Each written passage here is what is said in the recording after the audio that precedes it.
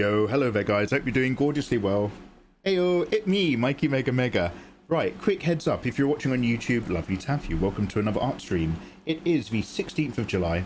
It's very, very hot, still no beanie, still got the aircon on in the background. I have not drawn for 2 months because of the heat, and I feel like I'm somebody who's trying to do post-recovery physiotherapy after a car crash. I'm just struggling to get the shapes back into me, so this is going to be my week of forcing myself to draw again and get back into the vibe. If you don't feel it naturally, just force it, although that is not dating advice. So welcome on in, we're live on all the platforms. If you've got any questions, get yourself comfortable. I'm just going to do some random doodles today and see what happens, and everyone just park your butts basically. Right now, the only thing you've missed, because we start the streams a little bit earlier on Twitch, link in the description. Also on Twitch, we're playing music, which we can't do on YouTube for copyright reasons, so you pick whichever platform you prefer. But all you've missed is me just doing some basic line works, just forcing my hand to move. But I'll look at some pictures and see if I can cherry pick some ideas and do some random illustrations. YouTube, yeah, hi YouTube and 666 Darko. He's not here, but hi. So I have one viewer on Kick right now. My Kick community is one person big, and I'm pretty happy with that so far. You forgot the blue one. Yeah, so I haven't gone live on Facebook. This is where I might try to use Atium to live stream into Restream. Because if you, each time you live stream and you stream on Atium, it's your computer doing the work, which is great because I want separate types of streams for Twitch and YouTube. But I'm also going to eventually just start phasing in, go live on the Mikey Mega Mega Facebook page, and then do 1 hour of being live on Instagram, 1 hour of being live on Twitter, and 1 hour of being live on TikTok, or something like that. But I'll save those moments for when there's interesting drawings already on the screen and stuff, because it's more just for promotion. However, that's the most amount of thought I've given to the topic, just then, right there now. So let's worry about that a little bit further down the line. Good jolly day, Just Void. Warmest wishes. We do love Darko. Oh yeah. Oh yeah. Heyo. What about Picato? Oh yeah, so there's dedicated streaming stuff as well. I'm more than happy to also do those. There's Picato. I need to set up a Bilibili page. I keep using Google Translate to try to... Oh my god, when you set up a Bilibili account, you have to do this massive Q&A. That's like a free question answer quiz at the bottom of each thing. It was so weird. I don't know what's happening in China. The whole thing was in Chinese. I did not know what I was clicking. I literally just I clicked for like this 30-page Q&A thing. And then I think eventually at the end of it, I had a Bilibili account, but I don't know how to live stream there yet, but we will do that. So yeah, could you guys remind me about Picato? Is that just for artists, or is that the one that's a bit adult? There's a one that a lot of Japanese and Korean art streamers use that allows slightly more adult drawings.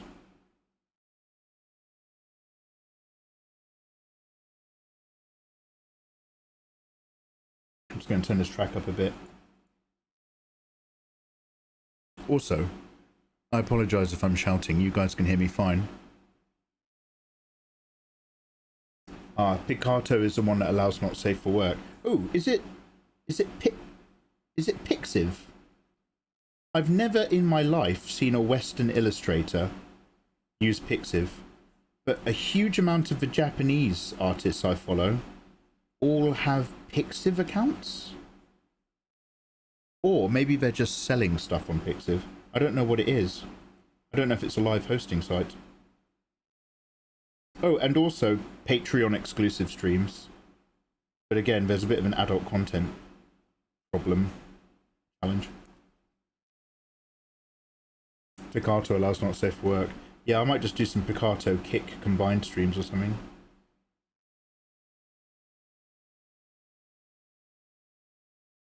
I can't hear you. All right, mate. Anyway, what about you guys? Is anybody working on any creative projects? How's work been going this summer? Anything good? Anything cool?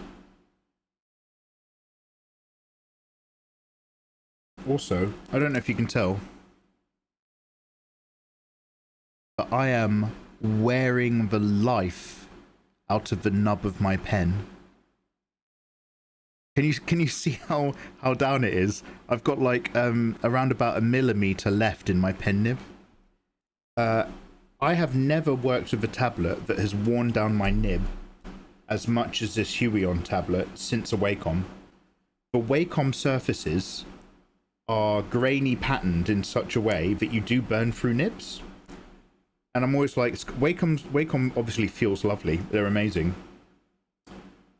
But this Hoe has just burned down my pen nib. It's insane. I'm not used to such texture, such feeling, such grit, such truth. Pixiv is great, but there was a huge BJ surge on that site. Oh, for fuck's sakes. And then BJ's been stealing and rendering and copying Pixiv since before Grok. So, before BJ technology, what's Mikey talking about?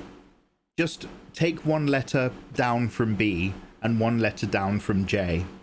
Before BJ technology was ripping off other people's artwork, this was happening manually in a wonderful little website called Fiverr.com. Do you guys remember this? This is long before we were worrying about BJs. Do you guys remember Fiverr.com?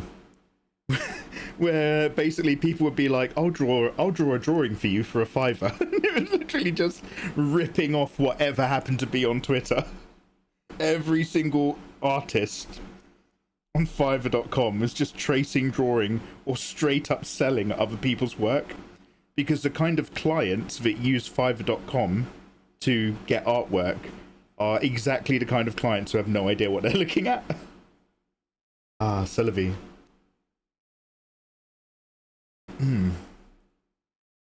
It's the trade-off of the paper-like surface and the feedback. That's why you've got metal nibs. That blows my brain. Are you still using a felt nib? Oh, did I say that I'd moved over to the felt nib? I was considering doing that. Did I actually do that? Are the nibs... Wait, are the nibs in this tablet in a little divot? Or are they kept separate? Oh, fuck, no. No, this tablet's got a wonderful... It's got a really nice pen case. This tablet is fucking gorgeous. It's a bit precious with the cables. They get a bit funny. But this thing is a wonderful piece of kit. And it has pen... It's got a... There's a... Sorry. I'll shut up in a minute. There's a pen case. Do I have mine? Oh, shit! After all these years.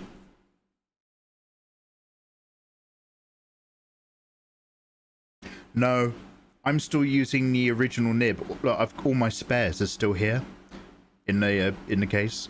So I'm still using the original hard black plastic one. I haven't tried any of these felt ones yet. But oh no, wait. Oh no, oh my god. You guys are right. You guys are right, because this is a lighter grey. It is a felt nib. I mean, not like you need proof or anything. Oh damn, I'm using a felt nib? That's why it wore down so quickly. Maybe that's why I kept getting all that texture feeling I was moaning about. Holy shit. Hey. That's got a felt nib as well. It's grey. I don't know if you can tell. The very, very, very tip of that, ladies, tastes great. Give it a try. Just lick it. Is greyer than the rest. It's my birthday. Oh shit. Sorry guys, I'm having to relearn stuff I probably knew years ago. I'm currently editing videos for a structural employment pyramid scheme. Hey Kevin, money's money. It's not the money's fault. Who had it before you did? that's how do they say it? Would you take $50,000 from a racist? Yes.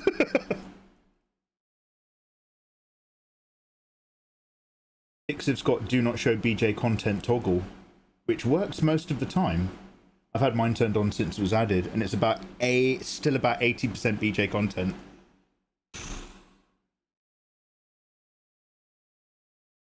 I think there's just a wonderful insight into who lies. I made the mistake once of suggesting that online digital artists don't lie about their methods on the internet. And it turned out there's a lot of very insecure people who may or may not be tracing who did not like that idea.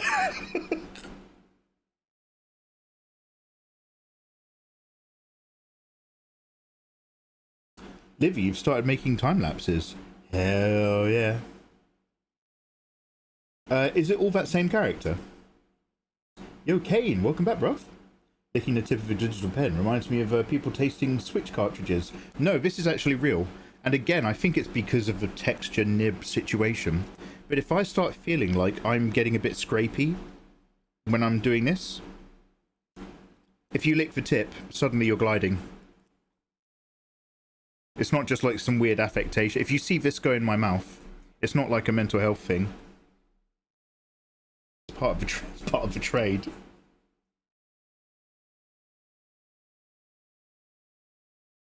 Alright, shall we try sketching some ideas? I'll turn on the screen recording and stuff. Yo, Wolfmarks, how you doing, dude?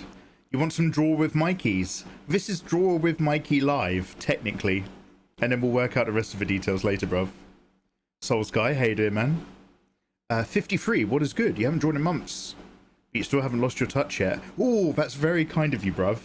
But wait till I actually try drawing something, and then you might start getting real quiet about that. Ooh.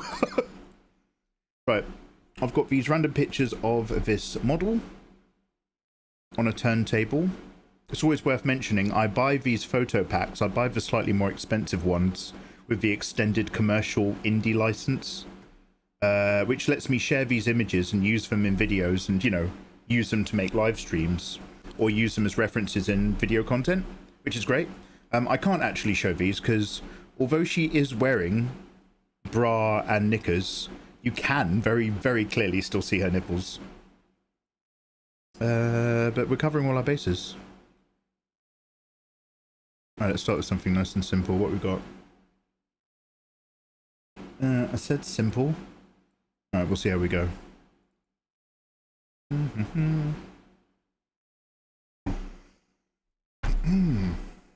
Cosmic Vincent. Warmest wishes. Oh my god, have you been talking to me today? Sorry, when I click this, the chat that I see remembers the history from the last live streams, so I don't know which one of your chats are from today or if I'm looking at chats from yesterday. Has anybody today suggested that I use my sword against my landlord? Is that today, chat? Cosmic Metal Man, are you a today boy? My landlord? Ah, I'm in the next stage of life. Instead of a landlord, I have a mortgage, which is more terrifying.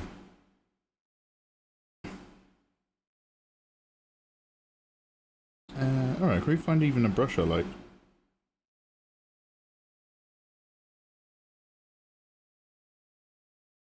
Oh, Cosmic, you're actually doing some animating and doing line art for it. Oh, hell yeah. Yeah, damn, I can see it. You and Vincent King are actually talking to me today. Sorry, I thought that was yesterday's, like, follow-up chat. Warmest wishes. And Dempsey, welcome back, bruv. What are we drawing today? Nothing good, mate, nothing good. This is one of those, I've got to shake out the lumps of having not drawn for 2 months. Today's going to be grim, so I'm just going to keep it really loose and chatty.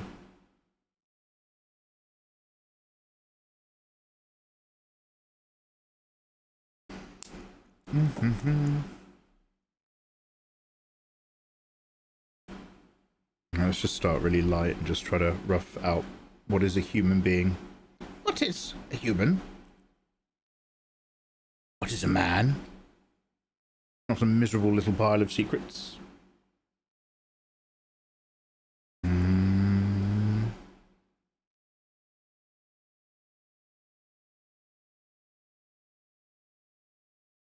God, even boxes. It's so difficult now. Oh, foul fates. What redemption has taken me?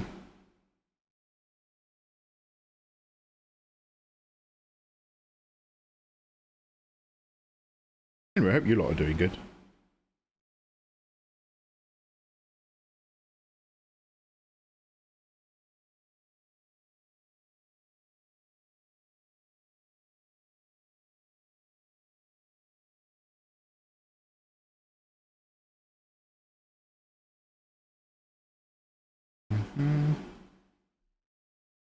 Okay, I think I've opened the wrong pack because this lady's fully nude anyway.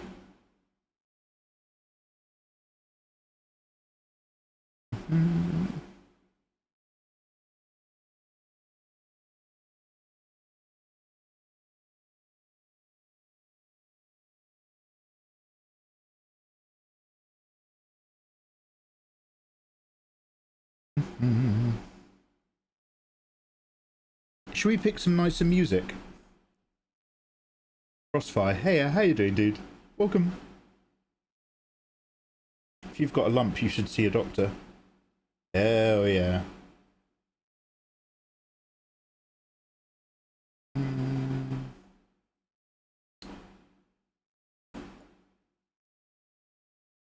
Should we go all the way back, like... We could go Final Fantasy VII remake soundtrack. There's a few classics in there. We got any requests? Or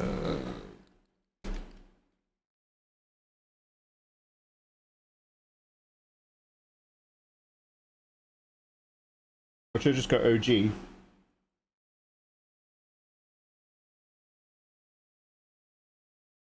Did you decide what you're going to upload on your main channel?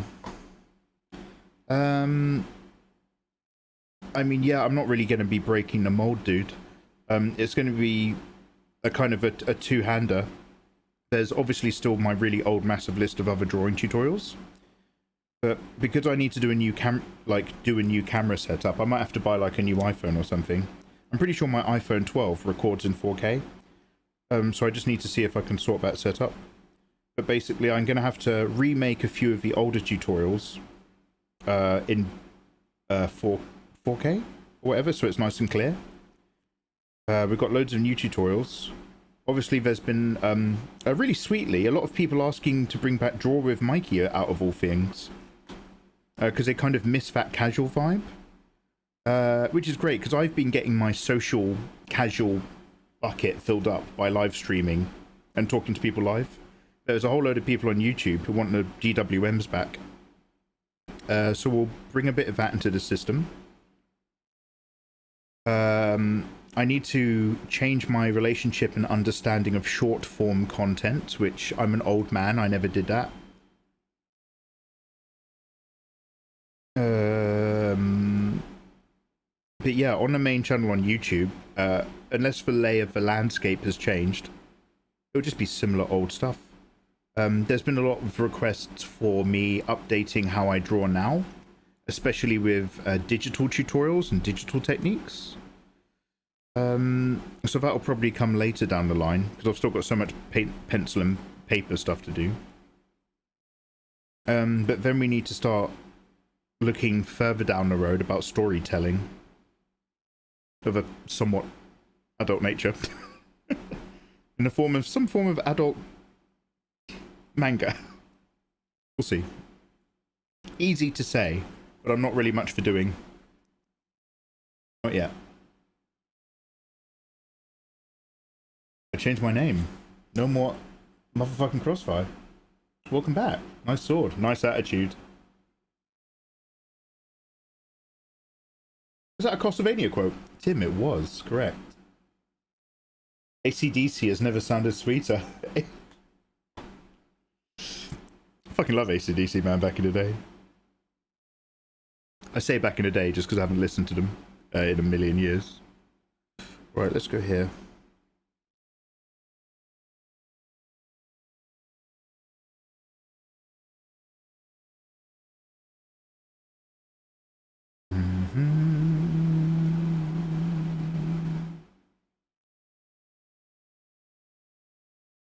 I've been lurking along in Brad Woto's streams, and he's been playing Final Fantasy, I think 5. And don't... Wait, what am I saying? Do tell me if I'm wrong. But I think I heard that Final Fantasy 4 is supposed to be quite good, and Final Fantasy 5 is apparently, like, quite mid. Or is it the other way around? Is it Final Fantasy 3 is supposed to be quite good, and Final Fantasy 4 is the one that's a bit mid? But anyway, he's playing Final Fantasy 5, but he's playing, like, some sort of remaster where all the characters are in 3D. I don't know if it was remade for, like, the Switch or something. But, it kind of works for the really old style that those games are in.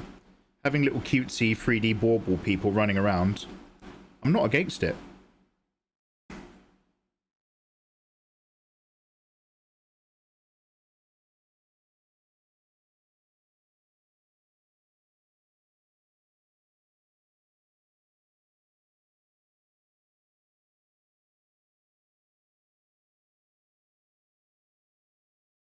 Ba, ba, ba. Use the iPhone as a webcam. So, Nick, like, when I first started YouTubing, way back in the day, 10,000 years ago, it was like a really basic setup. Like, I think, like, most YouTubers of some variant will tell you that they first started out with whatever they had. You make what you've got work. So my old setup, when I first started making videos, was my screen would be here. Technically a flat screen, but back then they were quite thick. And so I'd be drawing here on my desk. And what I did is I had a special coat hanger combo technique, which is where I'd have one coat hanger shoved down the back. But then linked to it, I'd have another coat hanger on the Z-axis. So that basically, I had a coat hanger that hung out over the top of my desk, like this. So, I hope this makes sense. And then on that coat hanger, I used to balance my mobile phone. And I bought the mobile phone for recording. So as a young gentleman who didn't have any money, I bought a really old, busted up, second-hand Nokia, no, it's Samsung Note 2. But the Note 2 had a button where you could make it record for 30 minutes. So I used to make all my videos, and if you stuff a towel and a load of clothing here, you sort of lock it in place against a wall. So I used to just film content on my phone, and I used, back in the day, Microsoft gave you free video editing software. Obviously you don't get it now because we live in a nightmare. But back in the day, there was something called Windows Movie Maker. Completely free. You just had it on your computer. So I used to edit and time-lapse my videos in Movie Maker and then render them and upload them. And then eventually, now, I have a different setup and I've got technology. And now I've got like a Sony a6000 big boy camera on a big arm that wobbles loads, unfortunately, that looks down at the desk. Except the Sony a6000 only records in 1080p. So even that has its own problems. And so now we've reached the point where iPhone technology is so good that my iPhone 12, which is a very old model, records better video than this does. So now we're going full circle. So now in my new setup with like lots of screens and loads of stuff and gadgets, we're going to go back to recording with a phone over my desk so that we can make better, higher quality videos. And that's how the world turns, man. We've got to go back to go forward. You need to head east in order to reach west. So I need to work, so I haven't worked that out yet. I need to work out what software to plug my phone into the PC to make it record and OBS and all that sort of stuff. So I've got to actually do the research. But basically I need to get some HD videos going. So we're going all the way around the town. All the way around the town.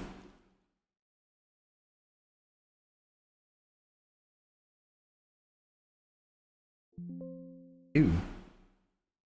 Right, anyway, where were we?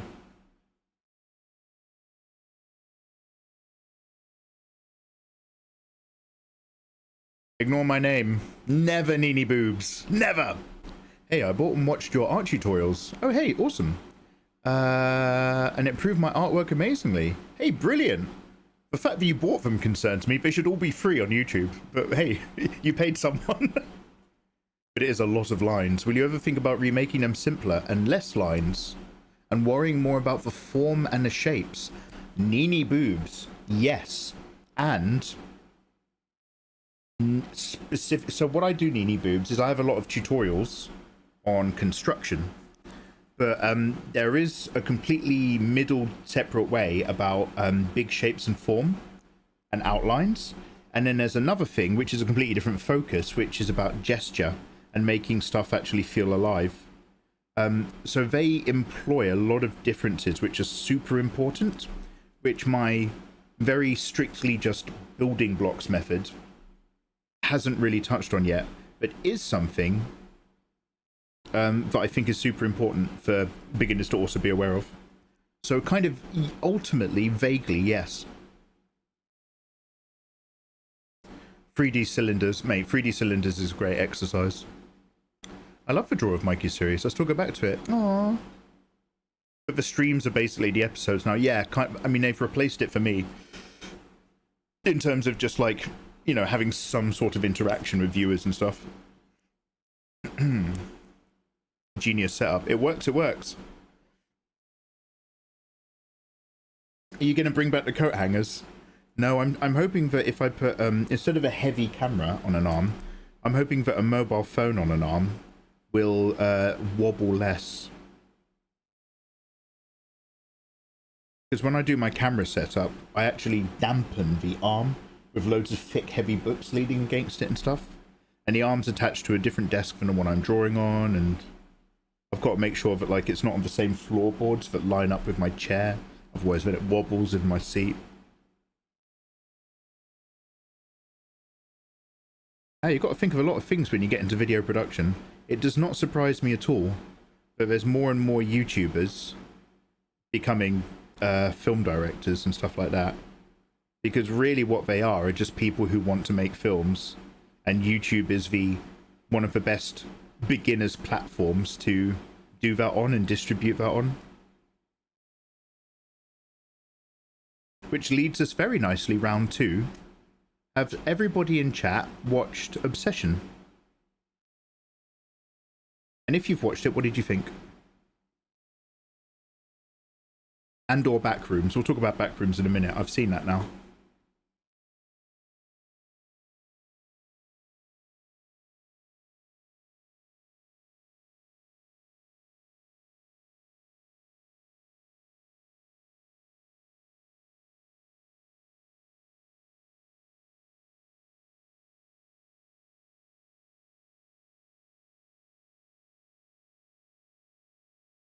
Did somebody say big arms? Bill, I went to read your... By the way, Bill, I'm very aware that you sent me some sort of interesting DM. I went to read it last night, and I was just so fucked. I was like, I'll read it tomorrow. And here we are. Welcome back. But do not think I don't know that it's there. Bill, how you doing?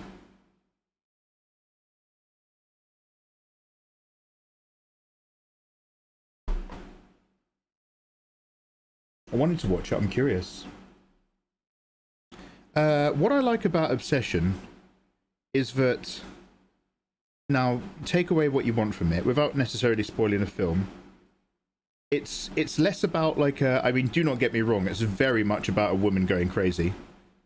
But it's kind of like...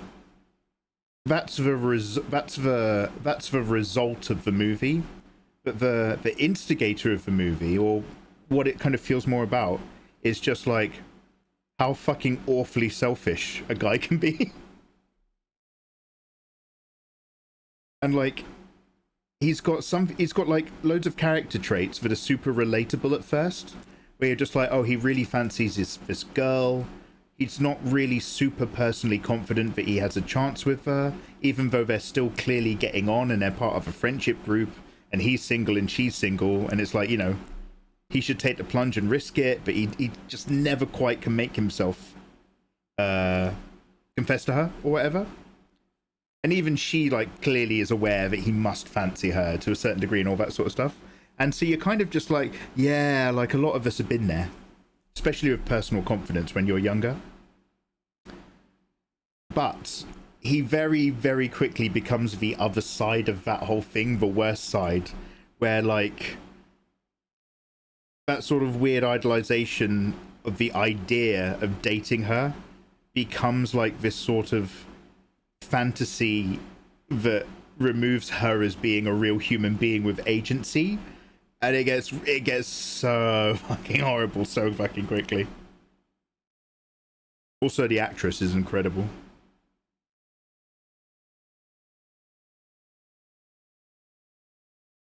You bringing back the coat? Here we go. Yeah, mate. Basically, I'm going back to the coat hangers. I'm returning to the coat hangers the way a lot of digital marketing companies are having to ask their devs to come back after they fired them. Hey guys, high fives all round. Welcome back to the team. So it turns out after the people left, the BJ technology we'd replaced you with wasn't working very well. Oh yeah? Oh really? Anyway, moving on.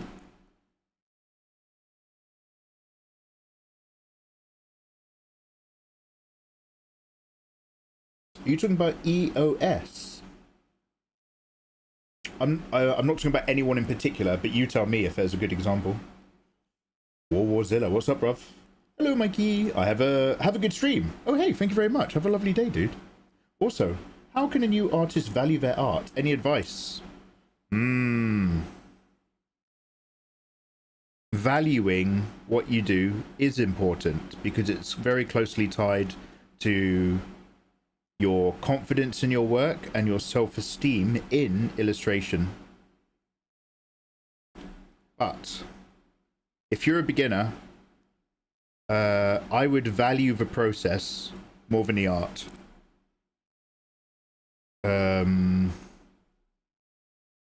How to say that without it becoming at the cost of, like, you enjoying a hobby. But I would focus on building towards a style that I'm satisfied with.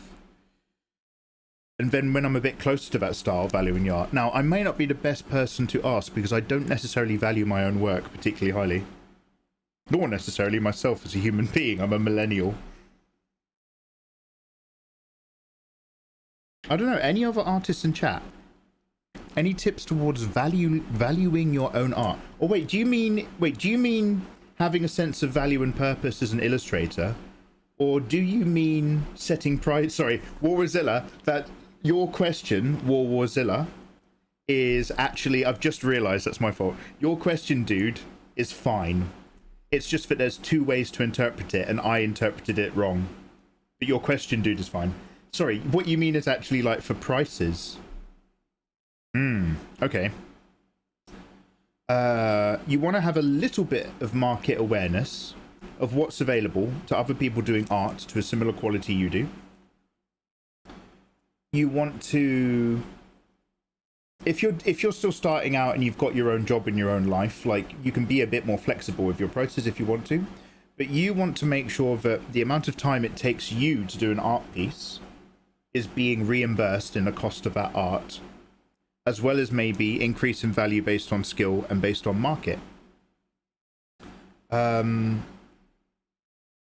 always say, number one, I don't know how to value art because I don't sell art, I don't sell prints, I don't do products, and I turn down collabs with creators and businesses because that's not like a skill set I super have. But I would always say, value yourself a little bit higher than you think you should. And then, if nobody's biting, lower your prices and try again. But start high, go low, as opposed to go really low at the start and then start high. Hi, Uncle Mikey. Nikki, you sweet little thing. Nikki, when you say shit like that, I'm imagining that and Nikki, you're probably taller than me, but somehow in my head, Nikki, I'm imagining that I'm grabbing you by the head under my arm, and I'm giving you like a really like rough rub of the top of your head. Oh, hey Nikki, Uncle Mikey here. How you doing, you gorgeous thing? Art stream, let's go. Nikki, I wish. Nikki, what's the longest break you've taken from doing artwork and having to get back into it? I haven't drawn for 2 months, so we are in an emotional, personal conundrum right now. Guys, do you know Nikki? Super dope artist who is refusing to date men in LA. I don't know why I said that in a way that makes me sound like I'm annoyed. She said no, guys. How you doing?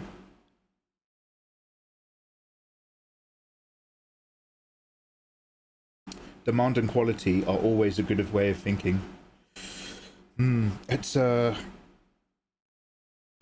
super tough one, because creative people are creative, and awareness and confidence are real up and down sliders. Bill's sitting underneath a big thunderstorm today. It smells like a soggy forest. Oh, Bill, I yearn for that. I yearn for the sog. We had like the wind has picked up here in the UK, which is helping. Today's actually quite hot again, so I've got the aircon on. But like we had loads of thunder and a tiny bit of rain 3 weeks ago, and I was like, oh, thank God it's over. It's over. And then like the thunder just never really turned into like an epic, crazy thunderstorm. And then the summer continued. The heat kept happening. Very upsetting.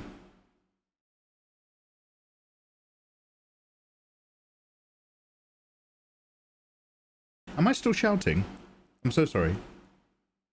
I'm not from LA. Hell yeah, Taco. Hell yeah, brother.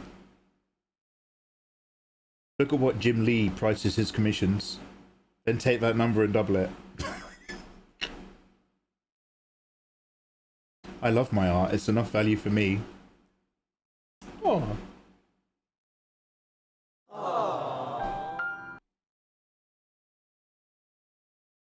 Never heard of Obsession Zug Zug. I've heard of the Backrooms, but I didn't watch it. The reason why a lot of people often mention both of them, dude, in similar sentences, is because they're both YouTuber horror movies. I had a quick look at the YouTube channel of the dude who did Obsession, because I've seen their shorts loads of times back in the day, for Bad Idea or whatever. But like that guy's actually been making short horror movies for years. He's got loads of like horror ideas, like 20-minute horror movies on their channel. So that guy's clearly been like working towards this for a really long time, which is cool. The Backrooms one I really liked. The way it ends is really unsettling, which I thought was quite good.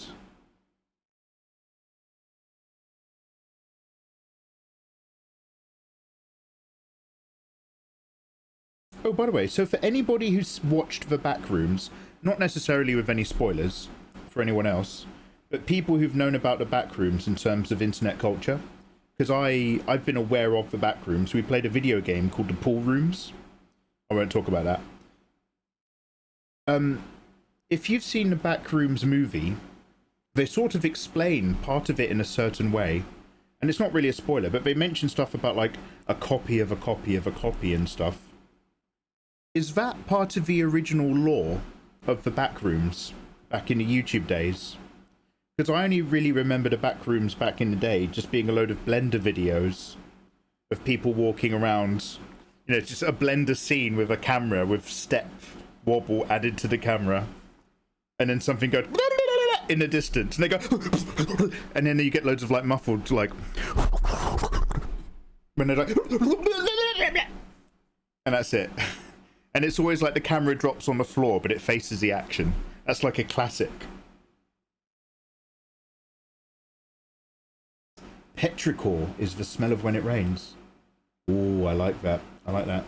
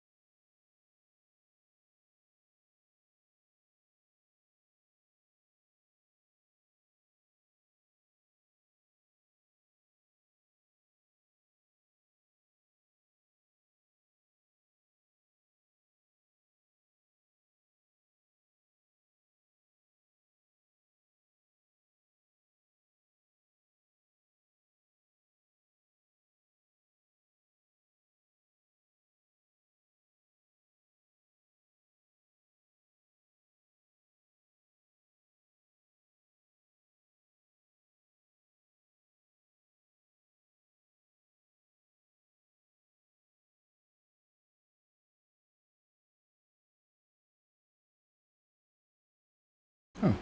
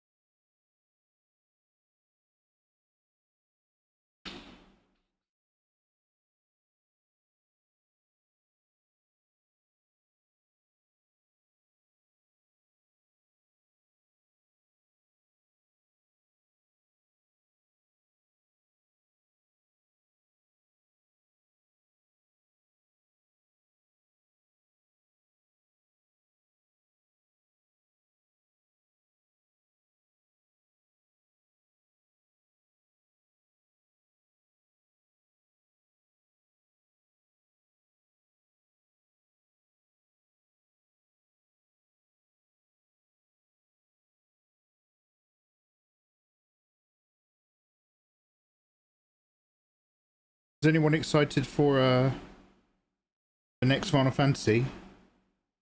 Final Fantasy 7 Revelation? Back in my day, when you had a Final Fantasy game coming out, there would already be like teaser images for the game afterwards. I remember they were showing footage from like test footage from Final Fantasy 11 before that came out, when it didn't even have a trailer, it was just in the works. And even then they had like teaser images for Final Fantasy 12. Obviously it was being made by different halves of the studio and so on. But right now we're getting the final part, the final epic installment of a wonderful reimagining asterisk of the Final Fantasy VII epic journey. And I'm kind of just like, yeah, what about Final Fantasy 17? It is 17 next, isn't it? 15 is the one where there's 4 of them. I think that's why I bought a PS4. And 16 is the one of Torgal! Every time you're doing a fight, Torgal! Just stacking DPS. Which means Final Fantasy 17 is going to happen one day. And, God, what are we going to get? What world is out there? I don't know.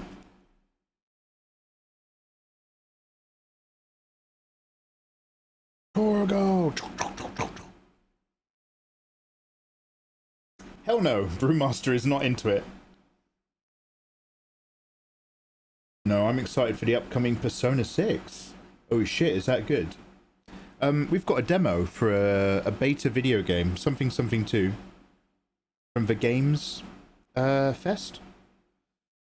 I don't know if I can even be asked to look at it. I downloaded it, but I was just like, oh, do I even want to play this? GTA 5 is amazing when you're focused on playing GTA 5 and not racked with guilt about artwork. We were playing it last night and I just accidentally picked up a side mission instead of doing the main mission. And I was just like, oh, fuck this. Fuck this, man. Oh, let's look at another lady.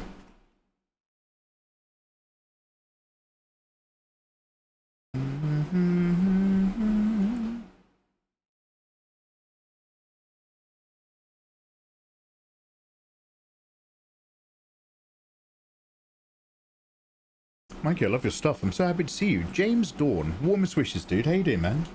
James, I haven't drawn for 2 months. So, we're in that really lumpy bit where I have to force myself back into knowing how to draw. Hoping that I know. How you doing, man? Thanks for saying. Yo, you really haven't drawn in months? No, Master Hero, I haven't.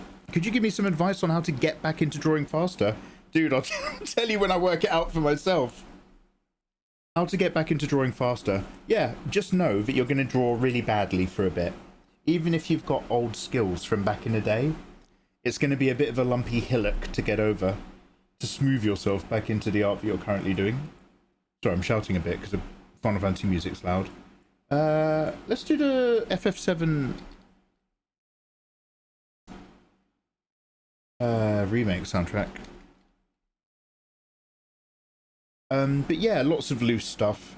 If you're trying to get back into it, dude, after a big break, I would suggest, like me, so a lot of people are like, so when it comes to warming up, a lot of people are like, work quick, have time sketches, get yourself loose. Brilliant. When it comes to trying to get back into it after a break, sure, at the beginning of your session, you want to do warm-up stuff. What I'm doing right now is I'm trying to make sure that I consciously understand, even this is just obviously terrible sketch study stuff, I'm trying to make sure that I consciously choose why I'm doing every line. When you come back into drawing, after having not drawn for a really long time, there's a part of you that's just like, no, I've still got it, and you start sort of like, you're just like, no, I can do it, I can get into this, and then you're just like, it's not flowing, you just put all these random lines down there. So today, here, even though I'm just doing studies to a quality that doesn't exist, I'm really just trying to just be cognizant of every little bit of line placement and force my mind back into trying to thinking about it. When like the art's really flowing, sometimes you can get a little bit unconscious about it and just let it happen and all is good. When you're not flowing, you want to be in that state, but you're not in that state. So you have to start actually like waking up and smelling the roses again and being cognizant of your action. I think. So that's where I'm at right now. Just trying to be cognizant. I'm trying to be woke about art. 30 seconds. I'm currently on a... Wait, what did you ask? Oh, software. Photoshop. Krita has an amazing brush and Krita is free. I've also just purchased Clip Studio Paint version 5 for a year. So I'm going to practice some Clip one day, because all the cool kids use it. But right now I'm sticking with Photoshop, because I know how to use Photoshop. But there will be some clipping in our future, he promises. Please remember that anything I say, my promises have the same amount of value as cotton candy, except you're Kevin Costner and you're on Waterworld. That's about how good and how long my promises are good for.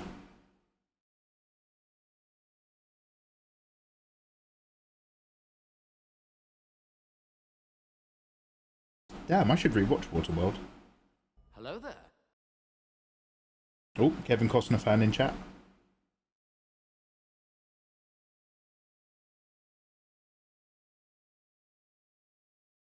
Sorry, was I looking for the... I think I started searching up the Final Fantasy album and then I stopped halfway through. I totally zoned out. I wrote one F in the search bar. FF7 remake.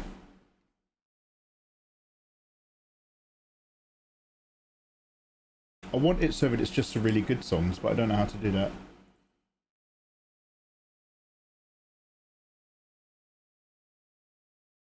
And also, thank you for the follow. Yep, Kevin Costner.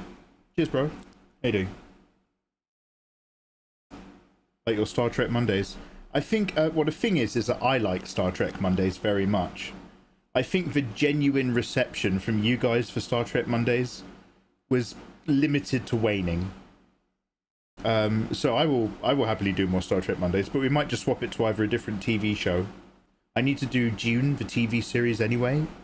So I might just start watching with you guys some stuff that I need to prep for Film Cram. But I might keep making Star Trek Mondays, just not necessarily watching with you live on Twitch. I'll see if there's still any room for it on YouTube. But the last couple episodes on YouTube, there was no interest, which is fair enough. It's very, very niche. Oh shit. Oh, my bad, fam. A little bit longer in the longy on the torso there. And then this section is straight. I'm coming down here a bit.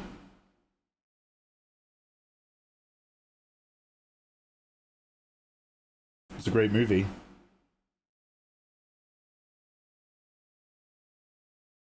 Are you saying that Dune is a great movie? Because I agree. Yeah, I haven't watched the Dune TV series though. The prequel-ish sort of show. As somebody who is very cautious around prequels and diluting amazing films for mid-TV shows, I'm not actually expecting a huge amount, but it is part of the Dune universe, and it does have like Mark Strong in it and stuff.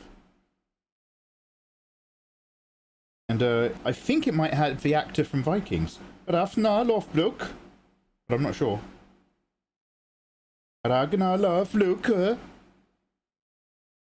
Sorry, I've been hanging out in Ms. Vosh's stream. I get a bit Northern European. Hey!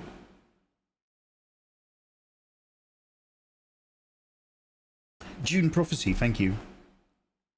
It's very good. Oh, really? Glad to hear it. Thank you, because of you, there's now an orange big-eared moron stuck rent-free in my head. Star Trek Monday was the wrong kind of iconic. I'll see if there's any interest in doing any more Star Trek stuff. Now, if I was just a competent normal human, what I would be doing right now, instead of feeling guilty about not drawing, is I'd be doing a Film Cram recap for Obsession and the Backrooms, because they have trended so incredibly hard on social media, even this late in the day, even at such a late hour on the internet. There still might be interest, and it still might help breathe some life back into my channel. So I might actually do that. I might watch it tonight and start taking notes. Because it's not like I'm sleeping well at all. I'm sleeping disgustingly. Right now, thanks to the heat process, I'm like, go to bed at maybe 4. Stay up reading, because I'm reading Children of Dune. Closer to about 5. Maybe tired enough to actually fall asleep, and then I'm just coming in and out of consciousness all day because my windows are open, and they're doing construction work on a house over the road, like just over there. It's just noise all day, and then randomly there's just groups of kids that have taken to walking around in the road at like 4 in the morning, which is kind of understandable because it's summer and it's hot, but like everything echoes up my road so clearly, man. You don't even have to be like shouting for what you say to just come straight in my window really weirdly cleanly.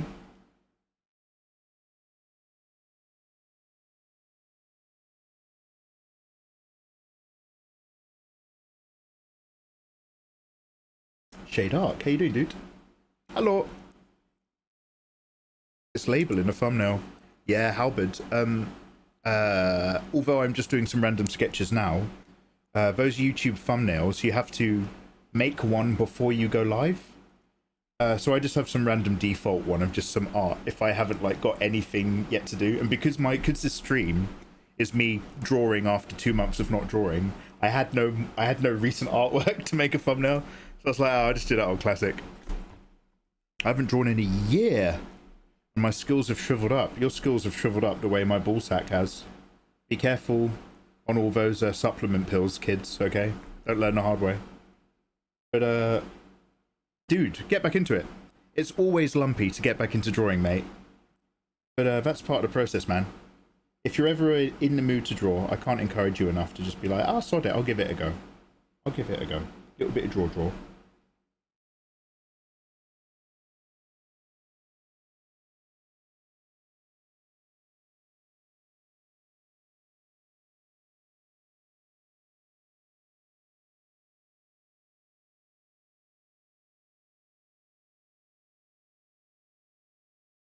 Guys, would you drink the blood of children if it was consensual, managed very ethically, and it did, like, help your immune system and, like, make you feel much better? And maybe you don't even have to drink it. Maybe you just have it, like, intravenously cycled into your bloodstream. Would you do it?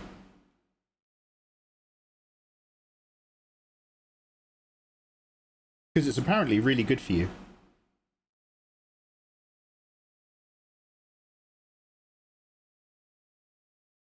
Oh no, children are disgusting. Alright, what about young adults? Hey Betty, I'll say it, man.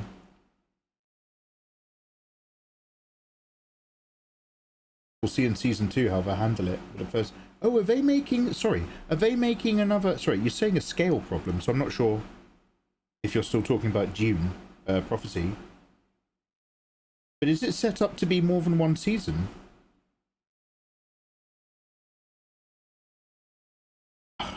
It's, oh look, I don't want to get into it. It's so emotionally taxing for me to talk about the parts of Dune universe that I don't like. I much prefer the bits that I do like. But when you're entering that prequel area, you're just entering into a part of the Dune lore that I just do not enjoy, and I actually ignore a lot of.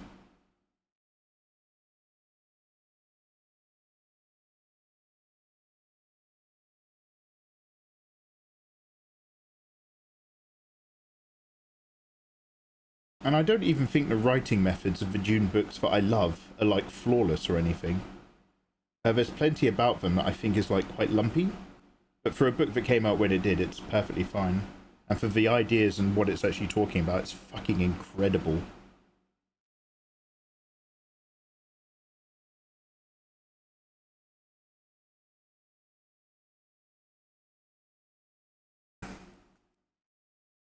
Will the tutorials be coming back soon? They'll be coming back. I actually, so look, every time I say I'm going to be doing more tutorials, it's nothing but a false lie and a dick tease, because there's still no new tutorials. I had actually planned to be doing them by now, and that hasn't happened. I've had a massive break, and now I'm still behind on all the things that I thought I would have caught up on right now. So, yep, but I've still got just so many bits to just get done and a backlog. It's horrible. I hate myself. And that's how I know I'm a true artist. But yeah, like the plan has always been to crack back in. I was saying a bit earlier, dude, probably before you were here, about getting a new camera set up so that I could do all my recording of the desk and the paper much more clearly in 4K, maybe using an iPhone.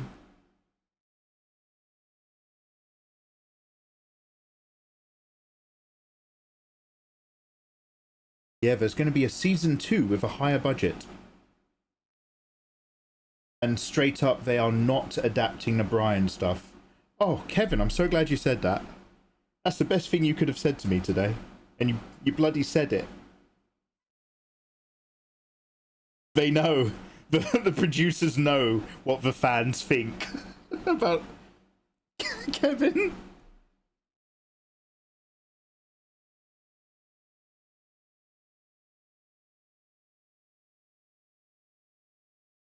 Fucking hell.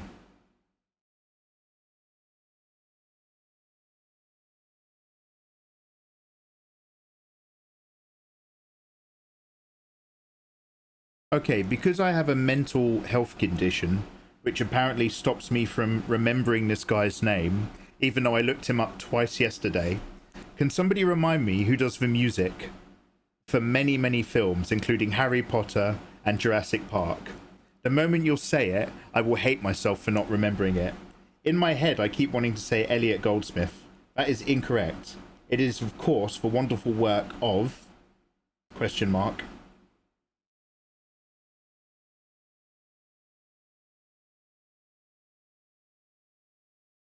He can't form new memories.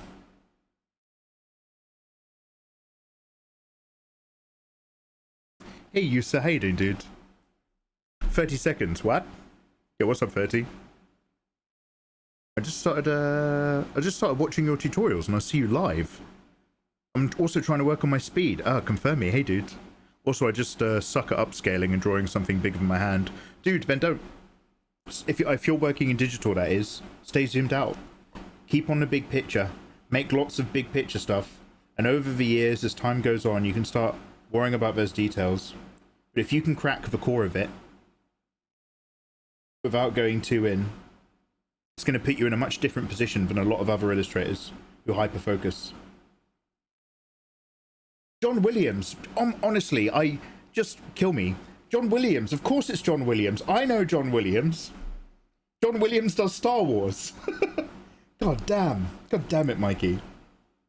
Anyway, what I'm getting at is, because although you can't hear it on YouTube, on the other platforms we're listening to Final Fantasy VII Remake soundtrack. I was just going to say that, like, Nobuo Uematsu always brought a wonderful motif to each of the Final Fantasy games.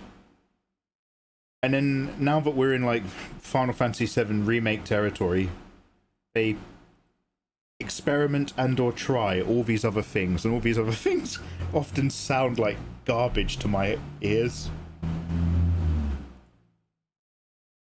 Like, there are some songs, like, basically every single jazz remix song that you can pick up in-game, in Remake, sounds fucking awful.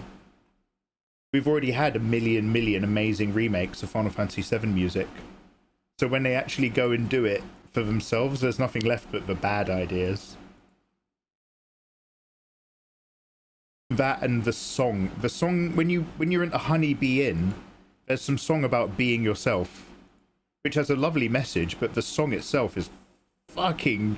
It's actually garbage. It sounds so bad. It's like off-key. Alright, let's click through these poses. Let's see if I can find something else.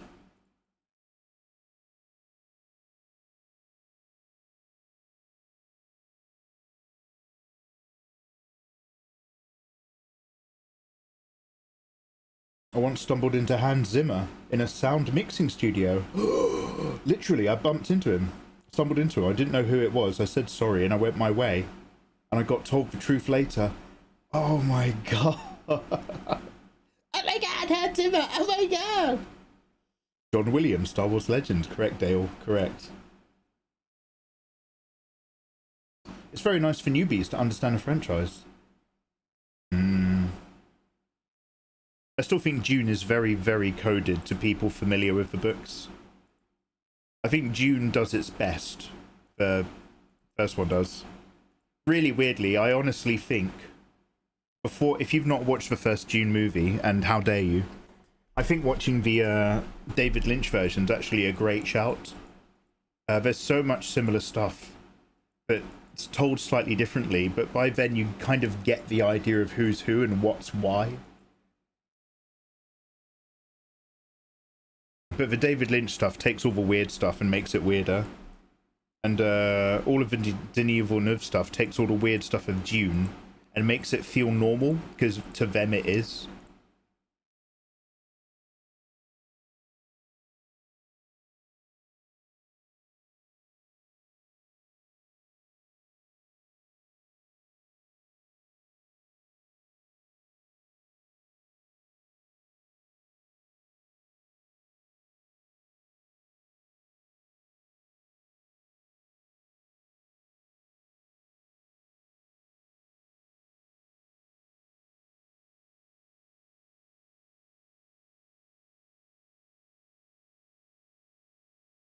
You ladies just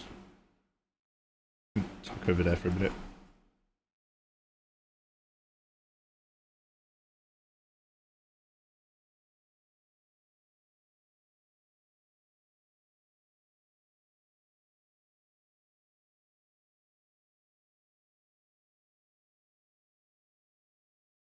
Let's look in some different folders.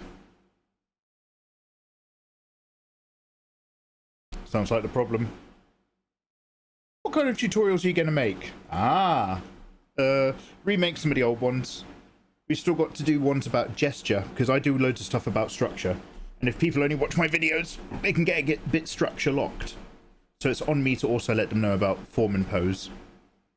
But then we've got to do general useful stuff. Even I don't super love it. I mean, don't get me wrong, I enjoy making it. But stuff about stuff where you're just like, okay, that sucks to draw. I do need to learn it. So I did a few about the legs and the inside of the legs and bending the knee. We need to do more of those. We need to do feet. Fortunately, there's loads of hand tutorials out there. I should probably do more of my own. The structure of what happens under the armpit when a girl raises her arms. About 500 more boob tutorials. They're always winners. Maybe 500 more on sexy hips and thighs. Always golden. Different poses. Different characters wrestling. Goo, mushrooms, other things. Lips, mouth and face. More flowing hair stuff. Squeeze, squish.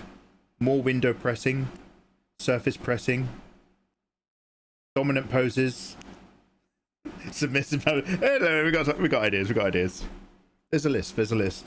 So just a lot of body shape stuff that works really well with reference sheets. But then other people want tutorials about my method when I draw digitally, so we should probably break that down as well in the future. Boobs in Photoshop. Can you show how to use Photoshop like a goat? I should probably make a video with that title. It would probably do really well, Dale. Everybody likes definite answers in a creative field. Weirdly enough. Wing Zero, how are you, by the way?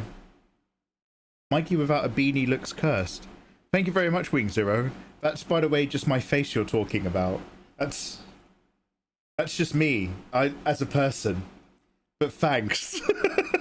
I've not worn my beanie, and one of my old regulars is like, ugh, cursed Mikey. Look at you. Look at how fucking weird you look. Thanks, Wing Zero. Cheers, bruv. Please remember I have feelings.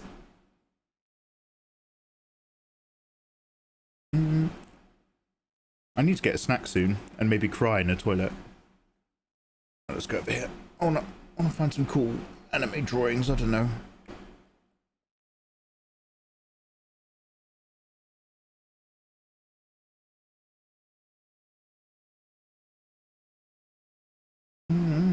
Was it stolen by whomst? No. I've got many beanies. I've got like 100 here. It's too hot. It's too hot, mate. I could lower the temperature on my aircon and put one on. I'll probably do that tomorrow, now that you've been mean to me. But it's too warm.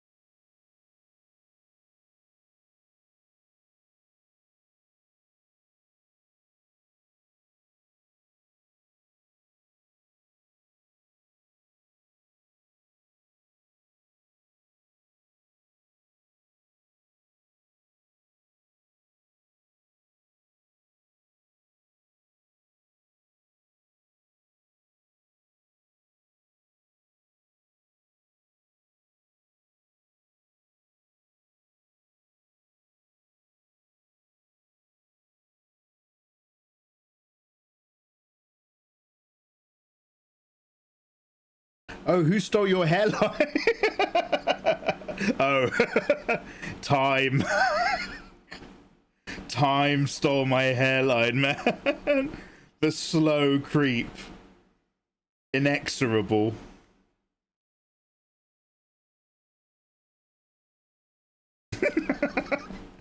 Thanks, by the way.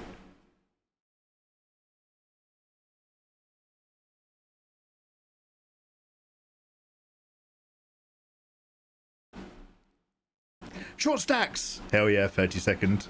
More short stacks. We need to talk about dumplings. Hell of a body type.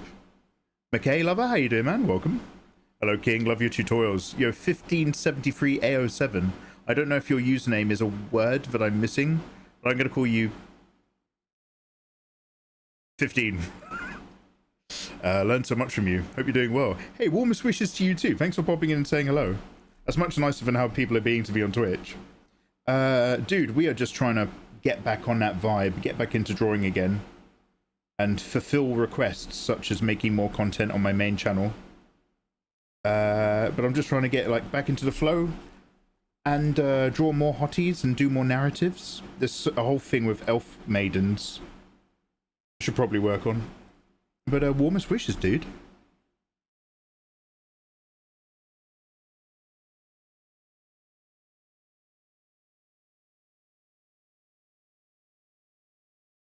Okay, hips.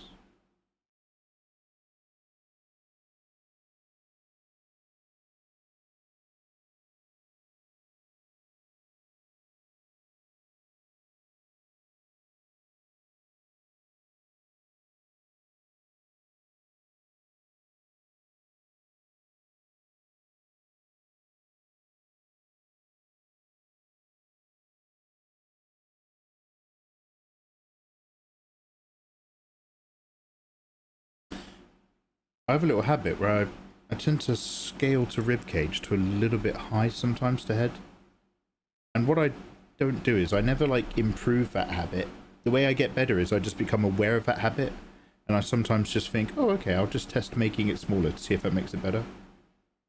Does anybody else work like that? Where as you improve the final quality of your artwork, you don't do it by doing it more correctly. You do it by being aware of what you do wrong in terms of your scale and how you often like draft stuff, so that you know to come back later and make it better. Do you guys improve your life or just fix your mistakes?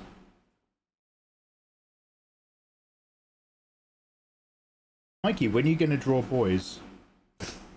I'll start drawing boys when I start finding them sexy. Not before.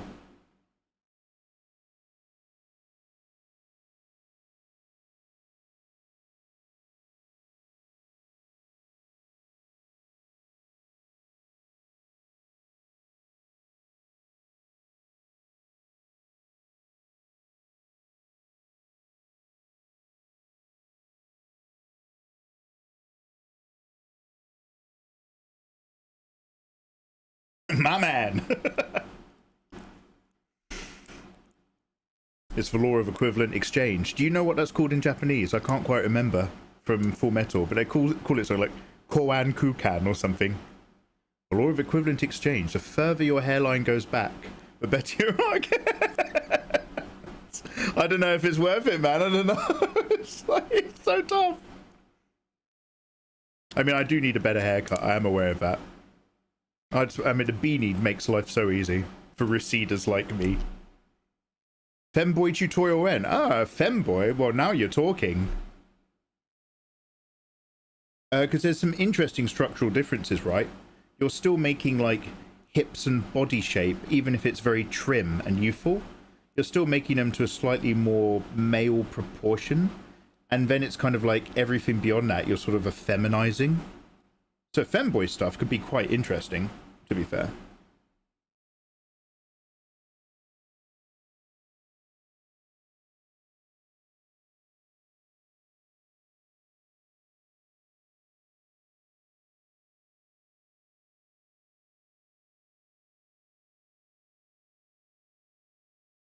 Oh, let's not go too big. Where are those shoulders?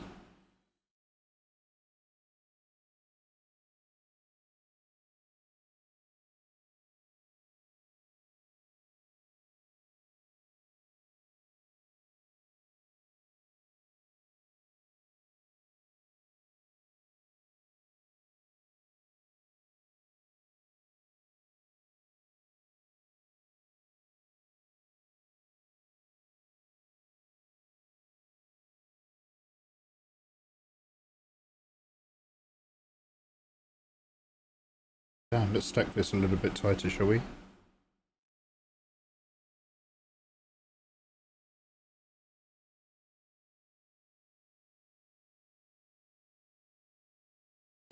Bob's ASMR, hi, bye. Hey Bobs, take care, bye.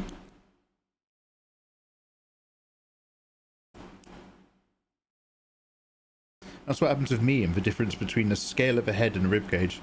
Yeah, I get a little bit too rib cage big, and I'm trying to draw cute characters, and I've given them massive frames. And don't get me wrong, I've seen some incredibly attractive ladies who are massive. But if you're trying to draw like a cutesy little anime character, it's not quite it. I want to draw more sucrose and more neon, because as you may be aware, I tend to draw a lot of quite generous curvy ladies, because it tends to be just a body type in anime that's easy to like. Everyone likes a good solid MILF, and it's very popular. But the other type that I also quite like is if you're going to draw like a petite character. I tend not to go for petite characters that often, also because like people on the internet are idiots, and you have to be very clear that you're not like drawing kids and shit like that. If you're drawing spicy artwork, draw whatever you want, obviously, but like no judgment. But when it comes to like characters with a smaller frame, like that petite, small, flat-chested look, I find if that character design is done quite well and they have glasses, then I tend to think they're really gorgeous as well. So like Neon from Nikkei and Sucrose from Genshin are characters I want to draw more of, because they're outside my normal range of what I draw, and I think they look great. So I'm always just like, yeah, let's find some cutesy characters. So I'm going to do more Sucrose. More of the little ladies, soon-ish. Did I just hear femboys? Nikki, you drawing any femboys? Yeah, Nikki, because like that's like really interesting, because like there's a few things, right, with the hips and maybe like a bit of boniness mixed with still making them like super sexy and like femme. So like, how do you do that? How do you make that work? What do you do differently?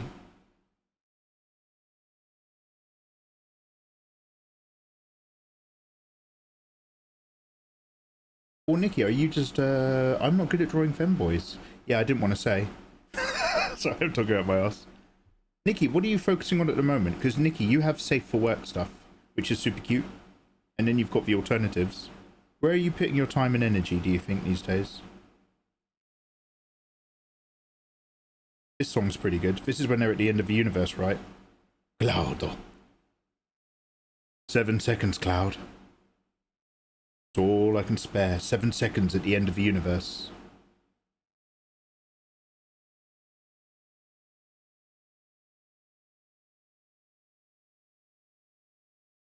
And then Cloud and Sephiroth, this is back in the remake, the first one, have a really cool fight at the end of the universe. And I hate the sound effect they use for the swords. The metal on metal sound effect.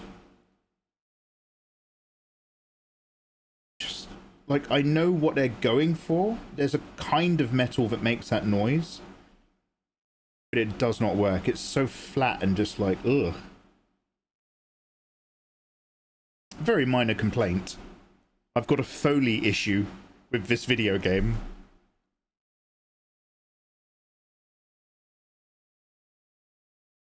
Where can I find Nikki's art? Oh, Prince. Nikki Emmy is her name. I don't know if you can see her username in chat sort of scrolling every now and then. But it's Nikkiemmi. Nikki Emmy, is that your same @ on other platforms? Just Google her.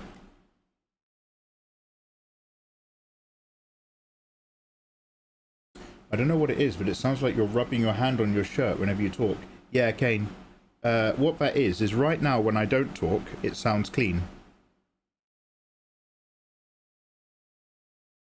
But what's going on, dude, is right now in the background, my air conditioning unit is on full blast.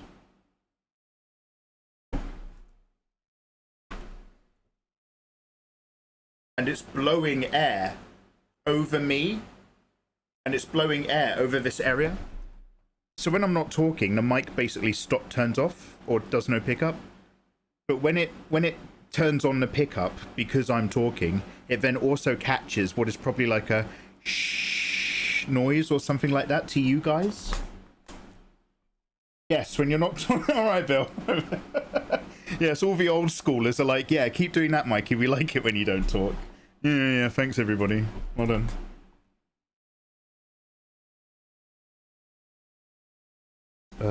Sketching. What did I say it was? The 16th of July, yeah?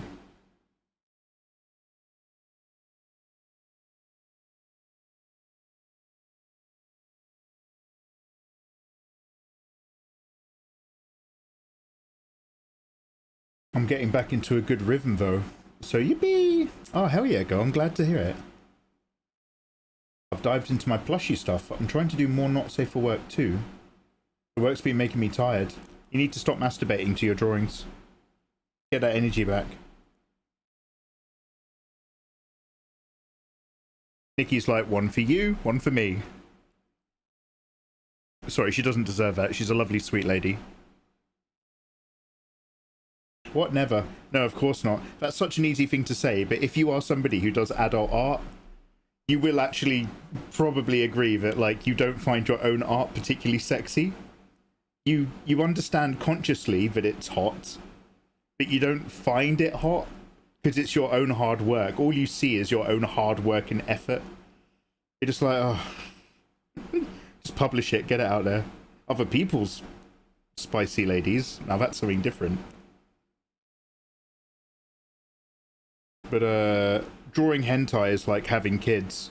There's something deep down that means you're just not into your own.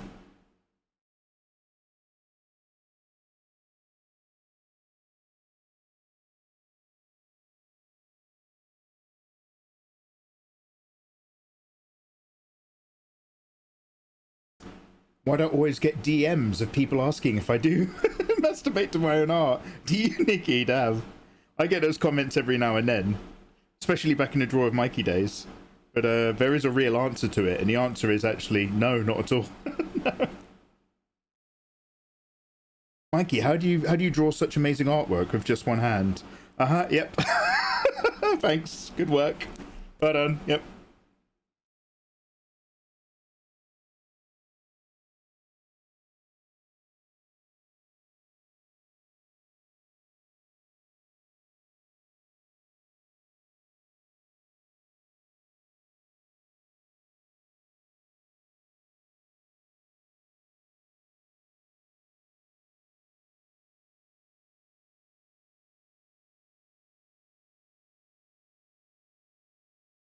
Yeah, I might grab some food in a minute. How long have we been live for? About an hour, right? Oh, we're coming up to 2. Oh, I'm allowed a little snack at 2 hours. At 2 hours, I'm allowed to make more tea. Do any of you guys have like a process for when you're trying to lock in with your own artwork?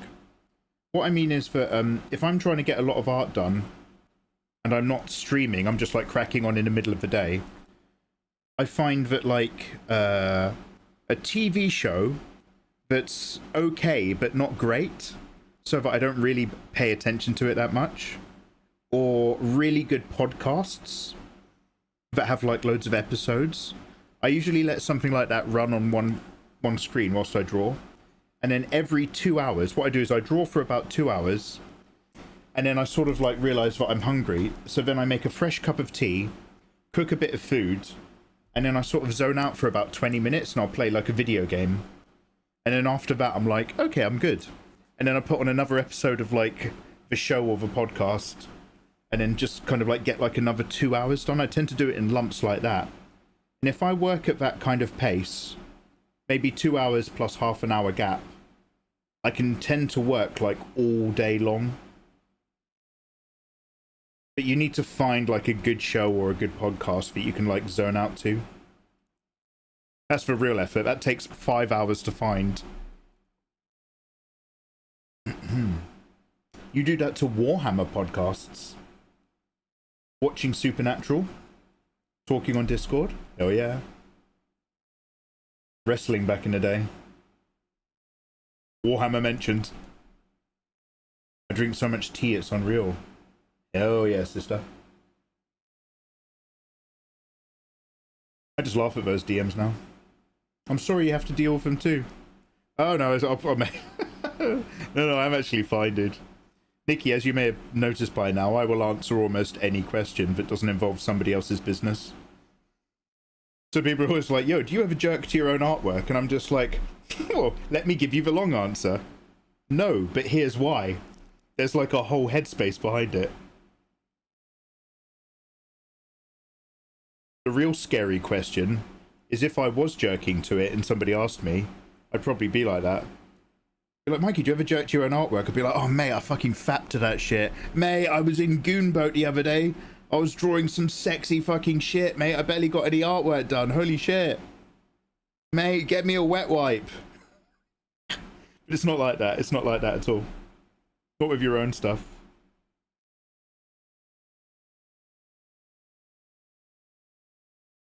Hashtag no surface is safe.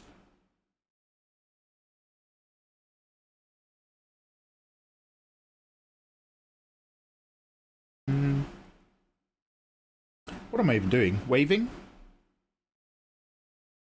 Waving.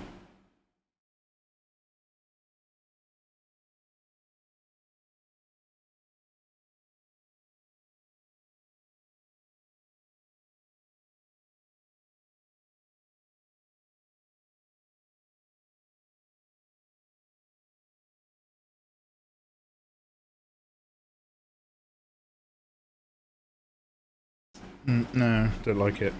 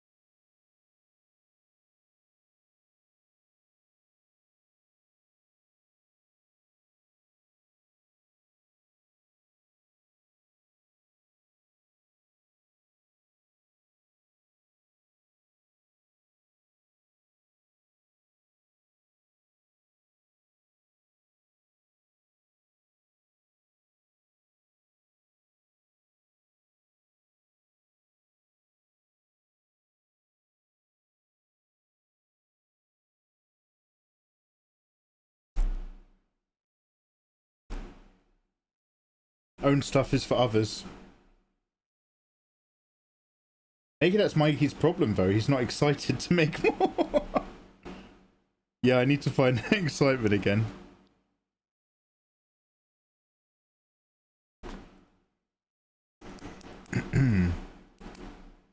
Damn boy, a boy can dream. When you work, you like dark classical music, some iced tea, and a couple of cookies. Yeah, sugar levels definitely something to keep in mind as well.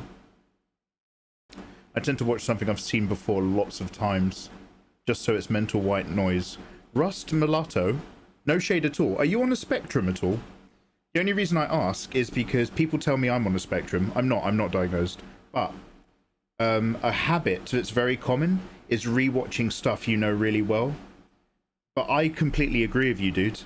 I will often watch or listen to a series. It's usually about James Bond movies or something, or films, but I've heard before, that I find slightly entertaining because it's good noise, whilst also, because you already know it, it doesn't pull your attention out of your work.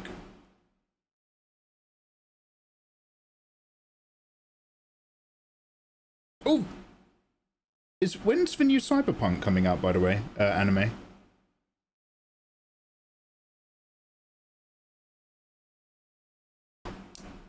Oh, Kevin, you watch Creepcast as well. Yeah, Great White Kitty is trying to get me to start listening to that. I'll give that a go sometime. Really weirdly, I'm not a big horror, like, true horror stories and all that sort of stuff. I'm not really into that.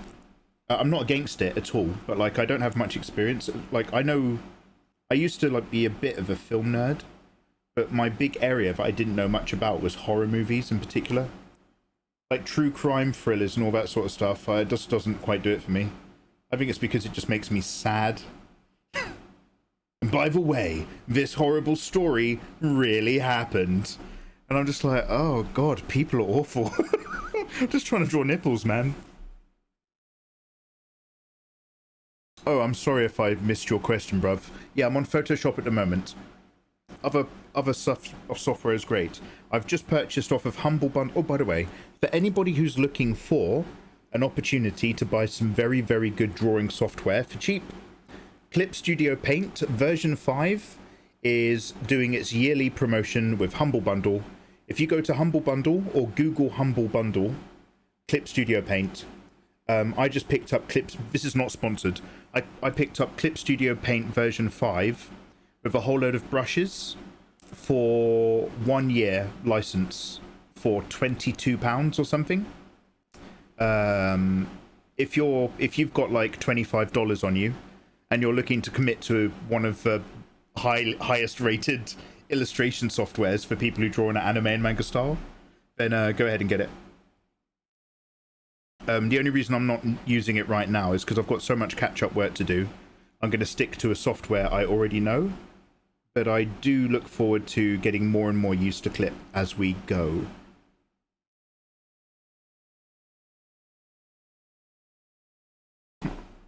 I'm really nursing this random body shape. Thanks for your patience.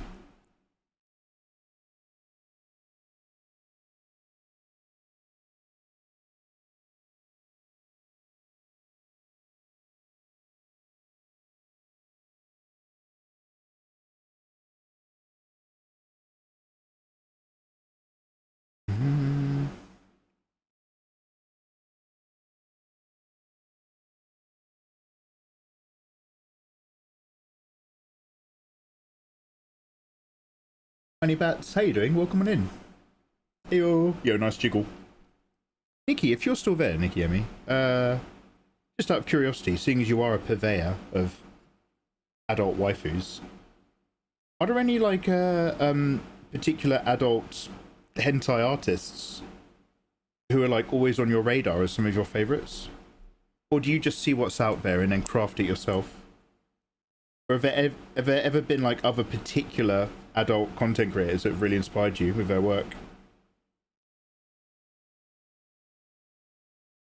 Because we were talking about, like, back in the day, I was a big Rake guy. Ronaldo Quintero? I used to be really inspired by a lot of Rake's old stuff, and another Japanese artist called Mogudan, who did very, very generous ladies.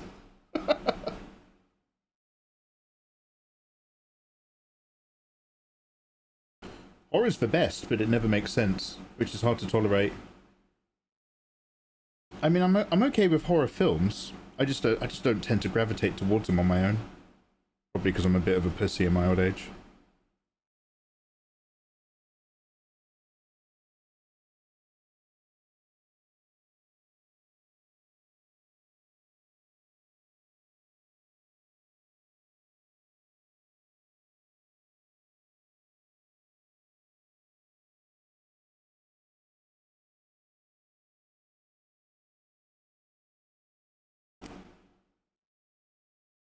Fall is the release. Oh, cheers, Kaitza. Right, we've got time to do any Edgerunners fan art. I'll wait till a bit closer to when it happens. Are we gonna fit in any more Cinderella stuff or Nikkei stuff though? Ooh. To quote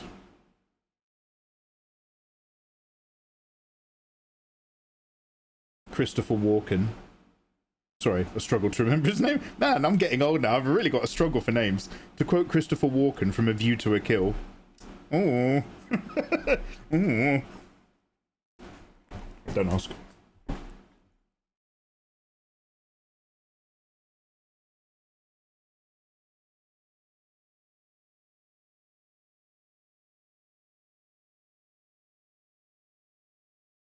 Nope.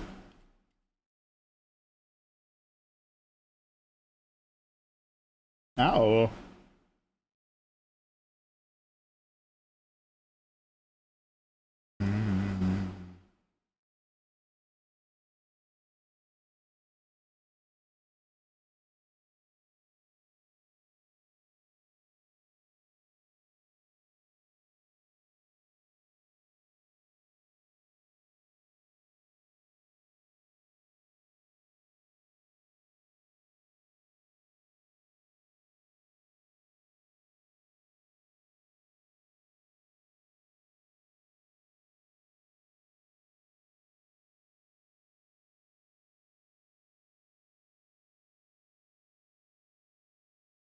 Rake has my respect. His art is so good. Hell yeah. My Patreon, well, let's not promote it at the moment because I'm behind on work, but my Patreon in a very loose general sense is kind of like designed to be like, look, if you donate $1, you can have all of the flat images from my tutorial videos, my way of saying thank you. Like, it's got a very low entry bar, and then it's just like, you know, some other stuff, artwork, and the higher you go, the spicier the artwork gets and all that sort of thing. But it's very, very basic because I spend a lot of my time doing other content creation. Rake's Patreon, when Rake does a limited run book publication on Patreon, you want to get those books, man. They're always so fucking good. I've only got one of his sketchbooks from one of his limited runs, and it's so colorful and so awesome, and it came with like loads of stickers and stuff. It was like, it was an absolute banger. I was like, oh shit, other people actually have amazing content on their things. How much is the Humble Bundle? Oh yeah, the Humble Bundle is about 22 quid, so maybe $25 right now for Clip and loads of brushes. Why switch to Clip Studio Paint? Because Clip Studio Paint costs less than Photoshop. They're not scumbags like Adobe. Adobe is, and remember, Photoshop is photo editing software that has a lot of stuff that makes it very good for drawing.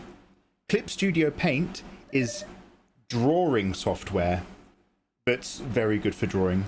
And Photoshop does loads of stuff, and Clip does all of it, except Clip has a particular function with dragging out lines that Photoshop doesn't have, which weirdly is really useful when you're trying to do a lot of straight edges. Photoshop just doesn't have that one thing.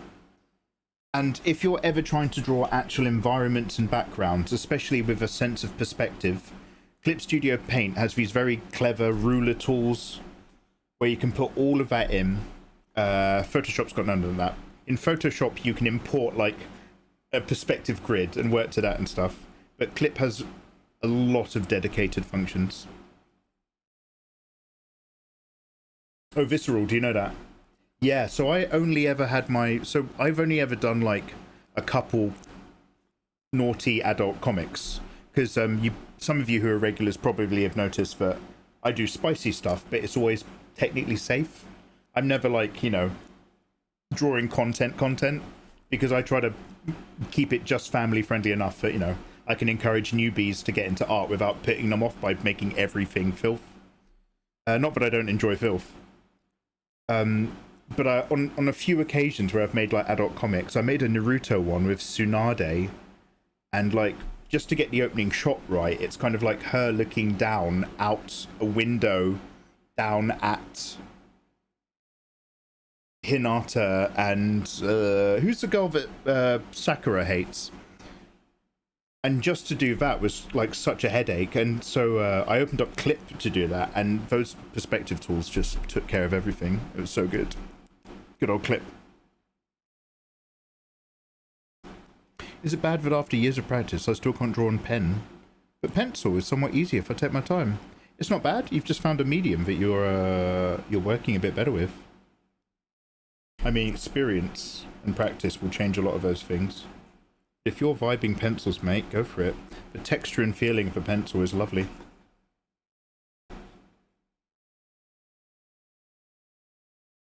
Embrace it. Embrace it. It's yours.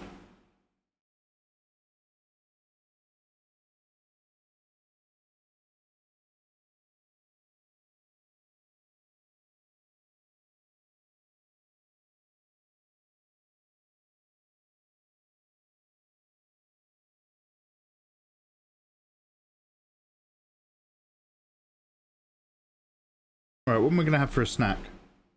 I've done a food shop. I've got loads of options. Might make a fish sandwich. Got some tinned mackerel and sardines downstairs. Might just chuck it in some bread real quick. Stick some crisps in it. A little bit of lettuce leaves. Cup of tea. By the way, Visceral, welcome on in, dude. Warmest wishes. You can even do it in curves and circles. Yeah, I follow an illustrator called Sims Art who uses Clip a lot. And he showed me now how it's got like things where like you can draw like an oval, and if your oval's a bit wobbly, as long as you like hold the brush down after drawing an oval shape, it will automatically turn it into a smooth approximation. And so like you can just eyeball loads of stuff, and if there's a few lines that need to be a bit straighter, you can just hold down afterwards or something. So you're not locked into having to use geometry. You're still free sketching, but it just like pulls a few things out if it can recognize it. It's really cool. I like in Photoshop, I don't use any kind of smoothing because I'm a bit old school. I'm a little bit like, well, all my lines are my own. Do you know what I mean? I am responsible for the quality of my line art, be it good or be it bad. So I try not to use extra tools to help. But all that stuff in clip that he was showing off looks so fucking good. I really want to play a bit.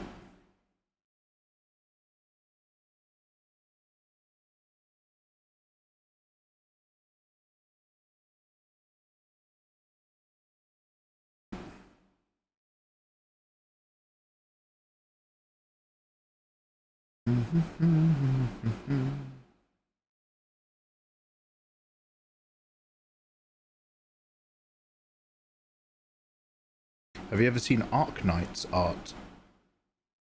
Not Enfield. No, but that doesn't sound unfamiliar. Oh, hey Tofu, how you doing, you gorgeous thing? There's personality here. Tofu. I was looking at your Copic work and I was just like, oh, Mikey, you're gonna have to just fucking do a stream, man. Mikey, you need to start drawing again. I was watching your incredible armor blending where you're putting all those lights and darks. You're like a Copic real life version of Bo Chen. You were like just getting like all the bits where the armor is overlapping, and also being your usual excellent, amazing art streamer self. I was just like, oh, we got to do some drawing, man. We got to do some drawing. Guys, are you following Tofu Senshi? One of my Twitch. I was going to say mummy, but that's too weird. One of my Twitch daddies. Tofu is OG and an incredible illustrator. And super dope.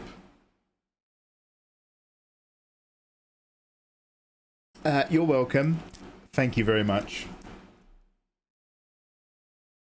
Fuck, do I... Yikoi? Fuck off, thank you. Anyway, I need to go get some food. I will make a sandwich, I think. I think I will make a sandwich.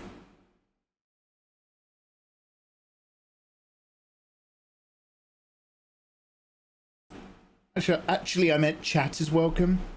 You are also welcomed, I think. Okay, you guys in chat are all welcome to hang out in Tofu Senshi's stream.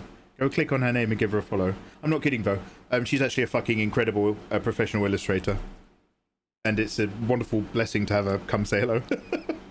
Before I sound too casual.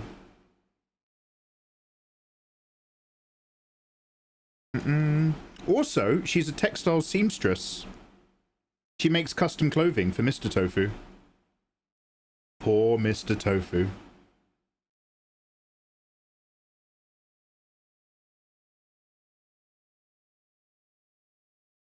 How's life in the lunchroom, Frankie? It's alright. Poor Frankie. One of my favourite jokes in all of Futurama. Guys, okay, do you have like a favourite Simpsons or Futurama joke? My favourite joke in all of Futurama is when they're in the when they're in the asylum. And they're just like, this is Frankie. Frankie thinks he's a lunchroom working robot. So we put him to work in the lunchroom. How's life in the lunchroom, Frankie? And it just cuts to a robot. It's like, it's alright. Poor Frankie. My favourite Simpsons one is when Homer's like, Marge, I can't do the voice. Marge, you know that every time I learn something new, it pushes something old out of my head. Do you remember that time I took that wine tasting course? He's like, remember that time I took the wine tasting course and I forgot how to drive? I'm just like, Homer, you were drunk. It's just so good. Because it almost makes sense on both levels. Do you remember when I took that winemaking course and I forgot how to drive? That shit always gets to me. Oh. Also, thank you for the follow. Hey, Neo. He's very handsome in custom clothing. Well, Tofu is quite a handsome fella, isn't he? If you've seen the underwear that I've made him, well, I haven't, Tofu.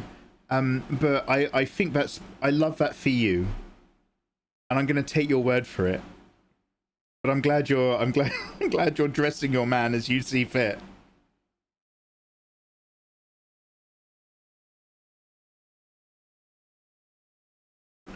See, some of these tracks in the Final Fantasy VII Remake are actual awesome bangers. But it's hit and miss. Driving juice. Jesus. You're working on NDAs. Oh, so dude, are you still literally sat exactly where you were earlier today from your stream? Except the camera's off and you've just got like something different on your canvas or on your computer. Crack on, miss. Tofu, sorry to... Look, please go have a wonderful day. Thanks for popping in. It's nice to see you. You know how fondly I think about you, Tofu. But one last question. Dude, how did you get on with, like, are you still working for that creative project and making loads of character content for their website and stuff? Or is that, like, is that old news? But Tofu, I've not been on the scene for ages. Like, what you vibing, dude? Oh, yes.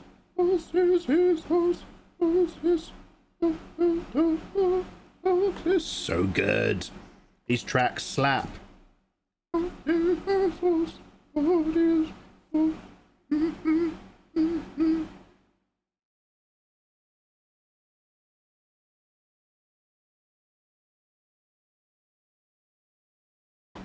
TTRPG.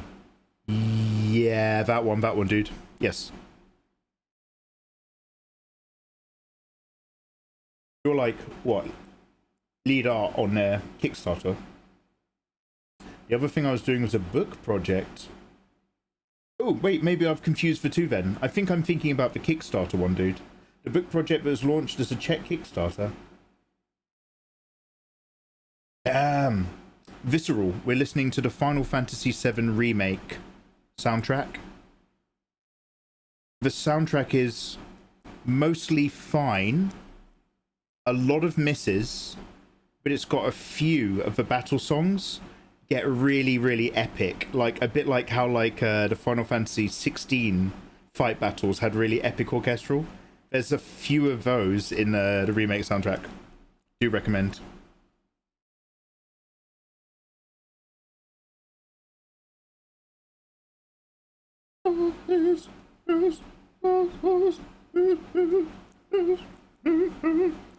Excuse me. Da da da da da da.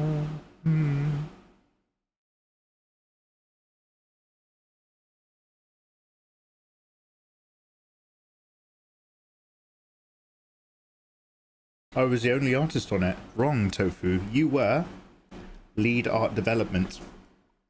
That makes you a project leader of your department, Tofu, and you should be pricing yourself accordingly, madam. I'll never remember, Tofu. I was there's like, so obviously, like, I am grateful to be just self-aware enough, Tofu, to never tell another creative person how to do their job. I'm only just self-aware enough to know to keep my mouth shut. But there was one time you said something, Tofu, and I was like, I'm not fucking having that. Tofu, about... I remember this, Tofu, because I tell other people about you. About 3 years ago, I'll never fucking forget. 4 years ago... Actually, I'm quite old. 5 years ago, Tofu, you were giving somebody... you're answering an art question, and then you were just like... At the end of it, you were just like, well, I don't know, I'm not a professional. And I was just like... Stop.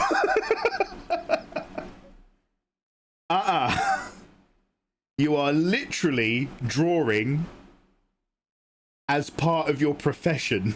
That is literally how you make your income. I was like, you shut your mouth, Tofu. I never spoke to a guy like this, obviously. But I was like, you shut your fat mouth right now. You still say that? Jesus Christ.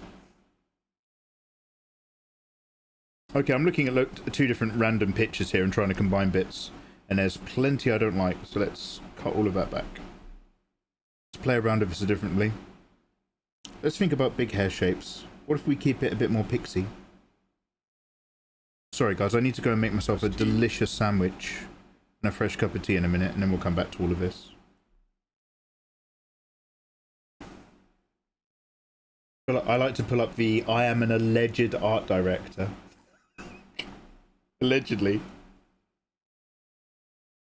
Your lead art, mate. You have a department lead position.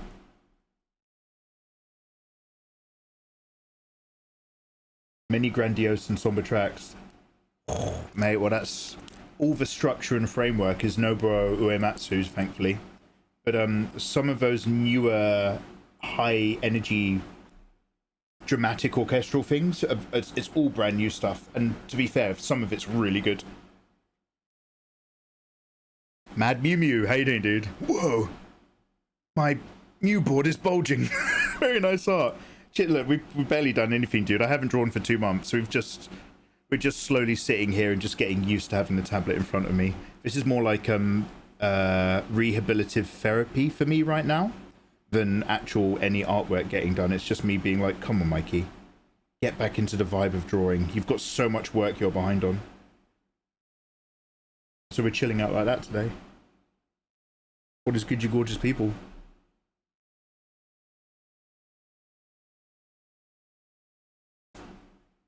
Da da da da da ba ba ba ba. I don't know what this stick is.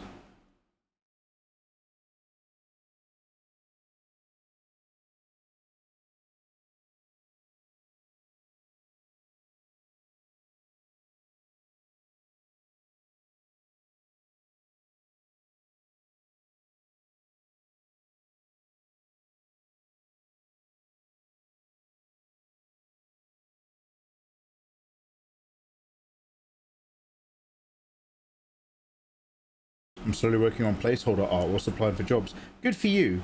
I actually had that fed back to me recently about me not doing any of the ideas that I talk about all the time, and that I should probably go ahead and lock in a whole load of placeholder stuff for the ideas that we talk about on stream. So I would like to do that, because if you say the word placeholder, it takes the pressure off you trying to do something the perfect way you see it in your head. It's like a magic spell. So I look forward to embracing that. Also, good luck on job hunting.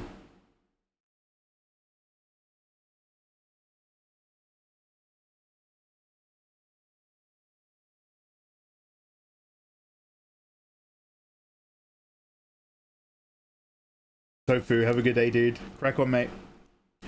Cheers for saying hello.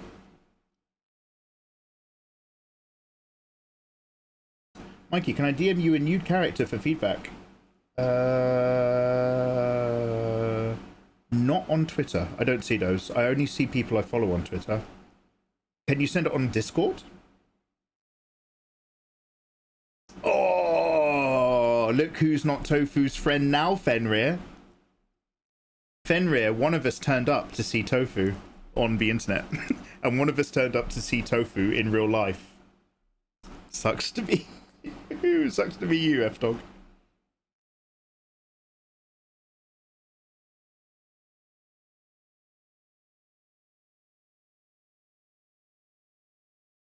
I think this might be one of the tracks that sounds like garbage. I can't quite remember.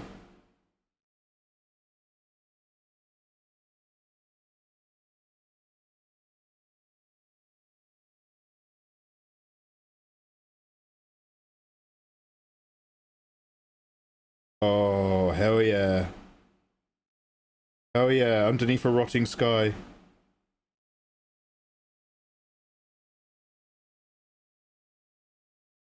That's really loud, holy shit.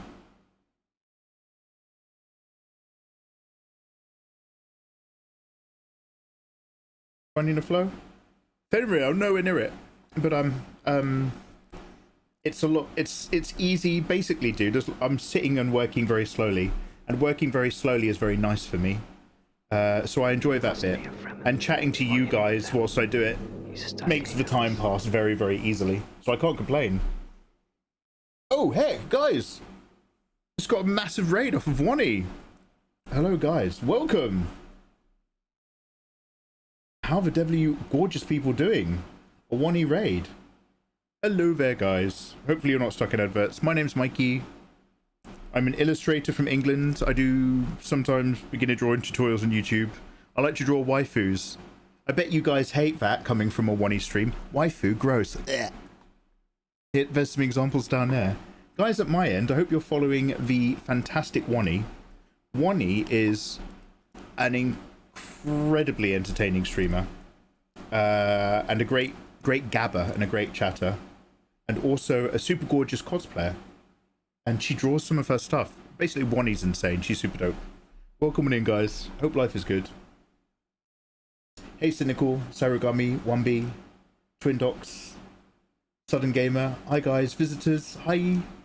I have not drawn for a couple of months. So, unfortunately, we're in this really big, lumpy bit where I'm just going to sit here today and I'm just going to slowly fill in a sketchbook page with random waifus until I hit a point where we're flowing again. So I'm hoping by the... Wani, what is the longest amount of time, dude, that you have not drawn whilst you've been a professional illustrator? Like, and how much did it suck to get back into it? Also, Wani, did you do a convention recently? I hope that also went really bloody well, mate. No, you. No, you. Yeah, Wani, cheers for the raid, dude. How have you been getting on today? Is there anything that you want to share? Or like a social media that you want to drop in chat? We'll get you a permit to drop a link. But yeah, just let us know, dude. It's lovely to see you, mate. Stephen Tran. Yo, what's up, bruv? And she cooks and she bakes. Okay, is Wani the perfect woman? Question time. As a big fan of waifu artists, a big appreciator, bless this mess, of hot cosplayers. Not that I would ever objectify you, Wani. You're a wonderful person. But, is she the dream girl?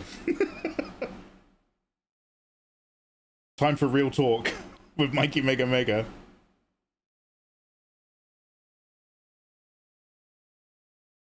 I don't know, about a week or something. And I felt so rusty coming back. Okay, Wani, multiply that. Wani, I want you to try something new, Wani. It's called empathy. The whole world isn't just about you, okay? Stop looking in the mirror for 5 minutes. I'm over here. Take that, times it by loads. That's where I am emotionally right now, mate. I am just like, oh, this is gonna really suck before it gets good again. This is gonna be real lumpy. So we are lumping our way through. But lovely to see you. Is Wani even a woman? Better question. No, worse. She's an artist. Ugh. What's worse than a woman, Mikey? An illustrator. Anyway, I'm not a chauvinist, I promise. Hope you're all having a lovely day. Yo, Tankerous. How you doing, man? Nice to see you. Lucas Wolf. Warmest wishes. Kino. I'm trying to raid you, but it's off by default. Studio settings, channel moderation, user management, live redirect. Oh, Kino, I'm so sorry. Oh, well, dude, Kino, I'm not very used to my YouTube setup. Don't worry about raiding me now, dude. It's very kind of you you'd even consider. But I will follow your instructions right now and have a quick look.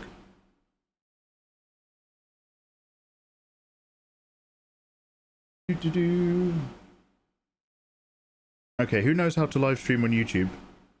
Studio settings, channel moderation, live redirect.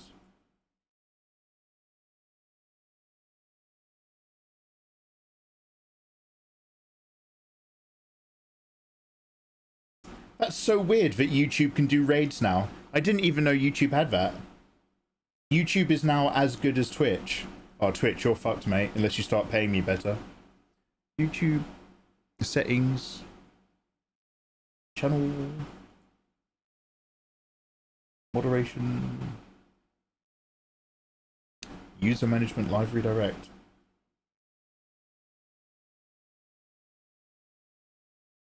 Dude, I might have to look for this another time, mate. I'm not seeing... I think I might have gone in the wrong direction.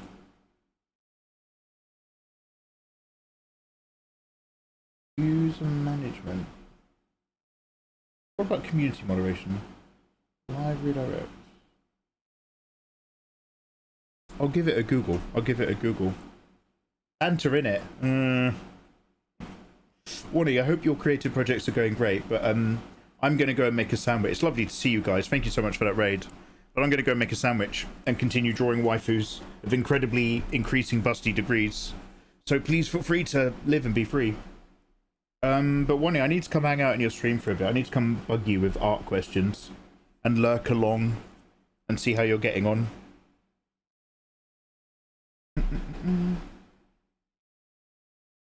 Just going to Google something really quickly.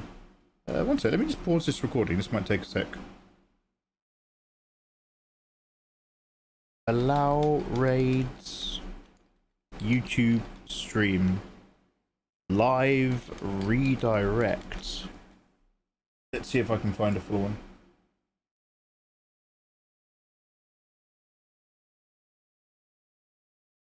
Oh, community. So there's different how-tos here. This one says community tab, but then again, answers are often for mobile.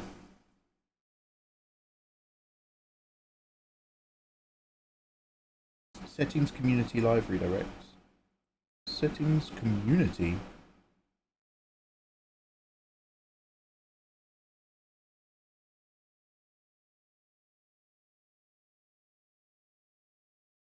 Live redirect users.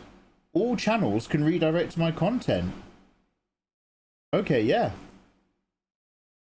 Okay, so Kino, I'm so sorry for making that so difficult, but thank you very much for the heads up. In the future, I should theoretically be raid recipient, but thank you even for trying. Warmest wishes.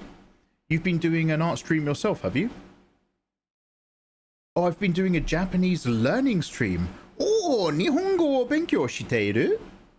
Oh, sugoi ne. But it was off by default. Be sure to save it. Yo, good shout, dude. I'll remember that for the future. YouTube having raids. That's incredible. Unfortunately, it's still actually impossible to find a live stream unless you're subscribed to somebody on YouTube. Whenever I go to the front page, I've tried going through all of the live options and live stream channels, and it will display like 10, maybe 20 live streams. And you literally just can't browse live streaming unless I'm still going somewhere wrong. So they've still got a few steps to take on YouTube. But damn, yeah, if they're going to integrate like that, then hell yeah. Let's save the settings.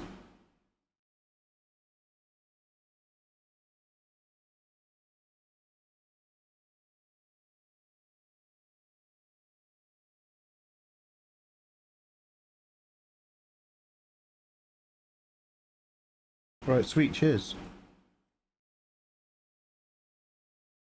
Sorry, back to Twitch. Sodagami, have a lovely lurk. Mikey, sure is hot today, but not as hot as you are. No homo. No homo, love you long time, Skull Kid. I've got my aircon on. I'm last. Sorry, that's why I'm sneezing. It's for dust. However, your friend Mikey Mega needs to go and eat some food. This is a great opportunity for all of you. Oh, hello, Stephen Tran. Oh, no, I said that before. This is a good opportunity for all of you to stand up and have a wonderful stretch, make a cup of tea, grab a snack. I'm going to hit you with a 3-minute ad break, and I'm going to be back on the other side, being equally fulfilled with food and tea myself. And we'll continue dossing around into the evening, slowly trying to remember how to draw. Real slowly, by the way. Real slow. Are you aware of how many trash live streams there are on YouTube? Really? Your answers are often just out of reach. Oh, that's very Zen Sunni philosophy of you, Fenrir. Fenrir, you're so... I imagine you in a big robe when you said that. Answers, Mikey, are often just out of reach.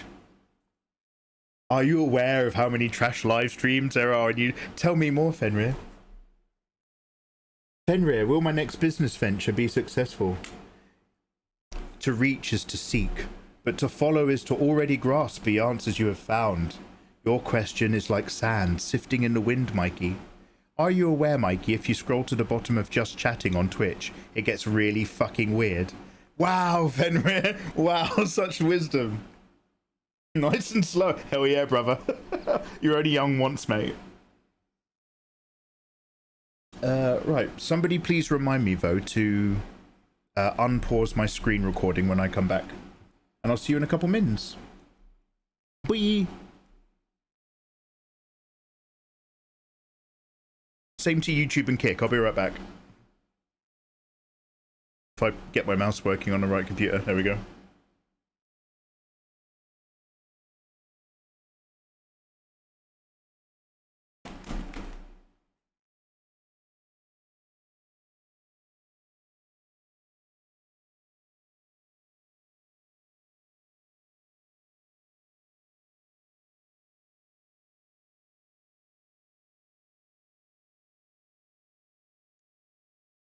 Hello there.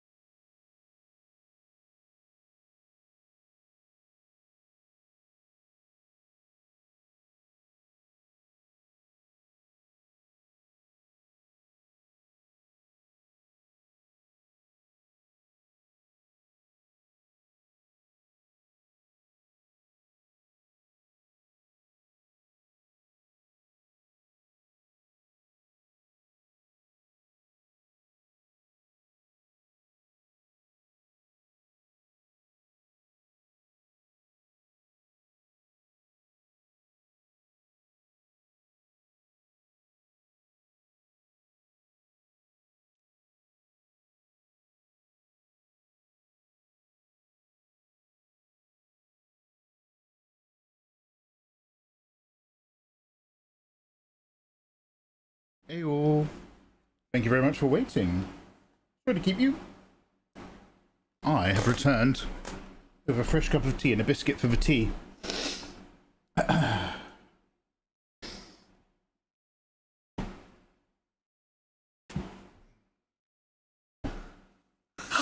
Very cool, way to go. Mike MT.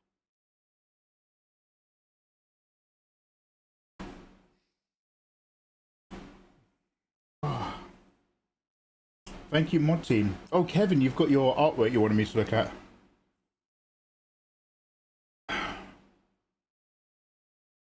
Oh, were you having a... I was having a sleep-deprived tantrum. I'm gonna go to bed. Oh, no worries, Kevin. It happens. Look after yourself, dude. Remind me to check your art next time you're running. Rinstant, thank you so much for the 39 months. It's pretty loud and intense Sephiroth music. I'm just going to turn this down a touch. Oh, maybe I'll stay. Oh, one sec.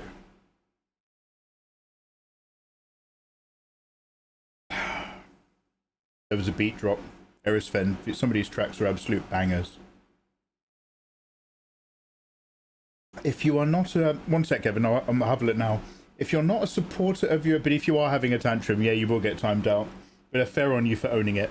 If you are not a supporter of your experience, you are probably not a realist. If you are not a supporter of your experience, then you're probably not a realist.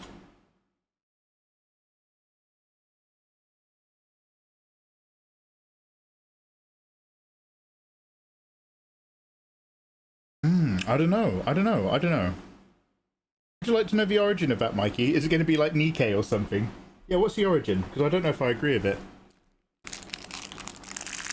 I think I might be a determinist. I'm not sure.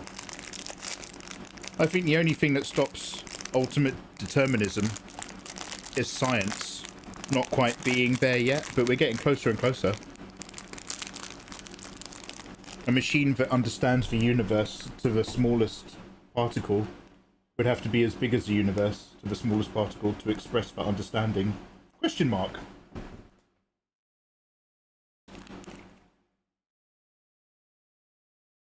You have a very nice mod team. Yeah, they're alright, aren't they? Alright, let me have a quick look, dude.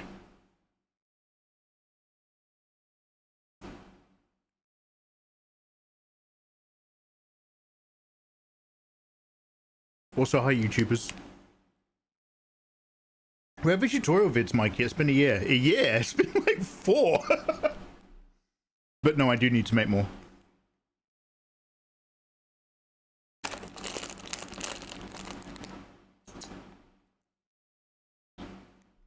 Sorry, dude. I'm gotta find you. Like, basically, for people I don't follow get filtered out all the time. If you're a random person, and by the way, aren't we all?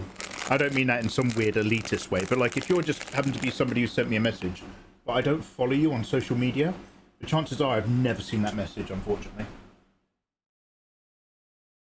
What is hard?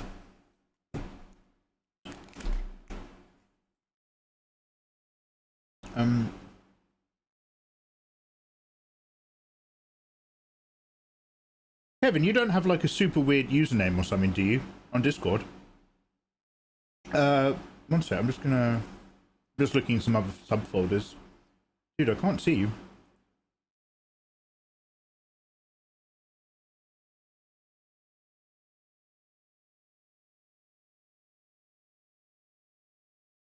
Mate, you told me to send it on Discord. Yeah, I did, because Discord, at least Discord, I can open up my subfolders. I'm opening them up now. But I can't see you. Oh wait, what way up is this going? Does it go up or down? I've got unread messages from 30 days ago. And then it goes all the way down to 2025. Oh shit. Got the right idea. Are you in my message requests?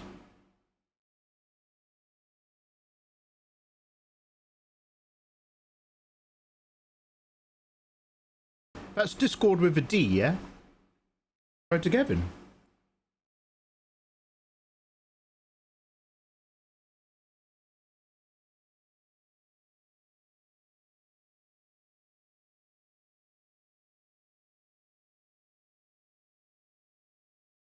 You're being really patient, mate, but I can't fucking find it. I can't see anything. I mean, I've got like, I've got my messages, not in there. I've got my messages from friends, not in there. I've got message requests, not in there. There's one in spam that's not you. Other requests. Okay, well, Discord was my idea, but it might not have been the best idea I've had all evening, mate. I can't see anything.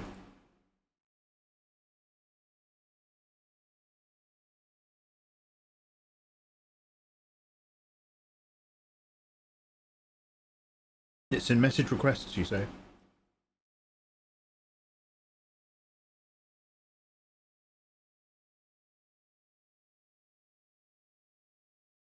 $40 pending. Oh! One sec, is this you? Let me just expand it. It just says the letter T, because it's on streamer friendly mode.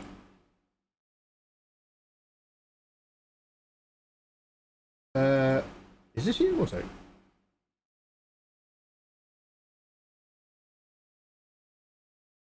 Yo, Kevin, is this your profile image, dude? Is this you? It's some guy who's not quite Skrull Lionheart, but then like he's got like a load of furry stuff around the edge. I'm seeing this character, but it just says T something.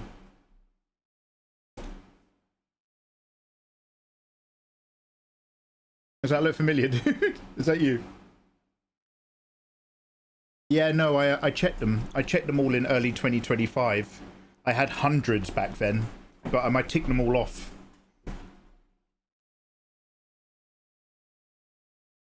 Nikki, you're such a charmer. You're so sweet and supportive. Okay, yeah, no, I've got it. Sorry, dude, because it's in streamer mode. So I've just got the letter T. And what it did do, just to explain myself, because at some point you'd messaged me in the start of 2026, even though you messaged me just now tonight, it didn't bump your message up as being in the recent. It's kept you down below everybody else who's first messaged me in after May. I don't know if that makes sense. Anyway, I'm seeing a massive spreadsheet of different body types and titties. What is it you wanted me to look at? I'm just looking at boobs. Let me have a look.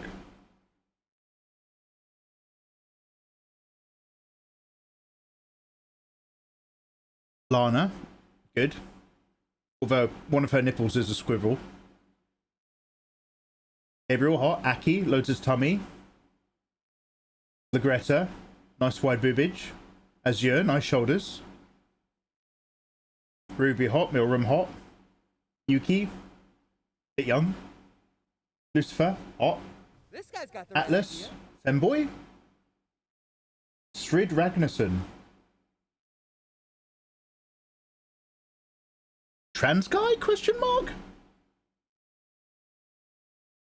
Is it a MILF going from MILF to not a MILF? Not a MILF is a MILF. Not a MILF is a MILF is a MILF. Petite adult. Trans woman. Tomboy. Okay, so what was the question? Oh, can you give feedback? Yeah, they're hot. Your trans woman tomboy, the way I see it, I see Atlas as the tomboy and Sigrid as the trans woman. Tell me if I'm wrong. I see them the other way around. I like the variants, dudes. There's just loads of... You just got loads of hotties. I'd come away from the scribble effect you do for nipples.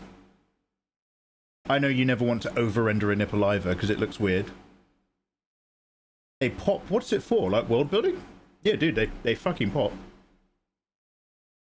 They're all it's such a weird waist high. You've cut them off right at the V for every single one. Yeah, they pop. They're good as a collection. They're rough sketches into individuals, but as a big group sheet, they work really well. Yeah, what is it for?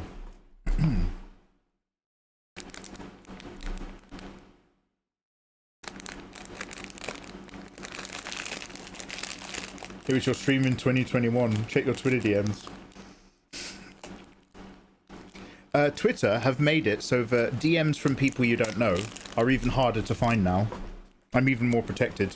I mean, mostly it's just bots telling me their friend fancies me, and I need to go click on their link.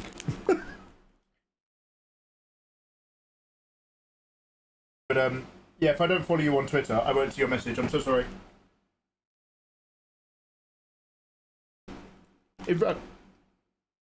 I don't always get alerts for people who do message me, but I do follow.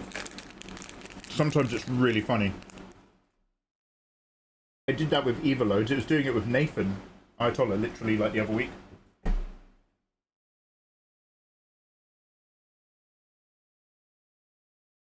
Oh my god, Nathan, why do you always come out to your earthwork?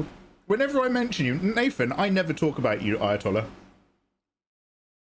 And the only time I do talk about you is when you randomly pop back into chat with a comment. So from your perspective, it's like I'm always talking about you. It's like every single time I've got another Nathan story. But from my perspective, I'm not, I promise. I just want a biscuit.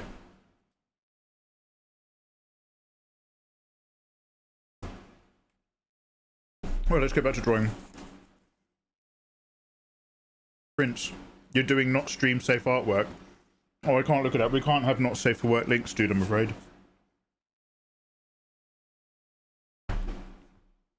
I'm going to keep drawing. Nicholas, hell yeah, brother. I didn't know you were bald. Just teasing. I'm receding, thank you very much. I'm stage 1 bald, which is heavily receding. I'm bald. I'm pretty much bald now. Yeah, I need to change this haircut, and then I need to shave it off. I am aware, but like I'm still holding on to the dregs of what I've got.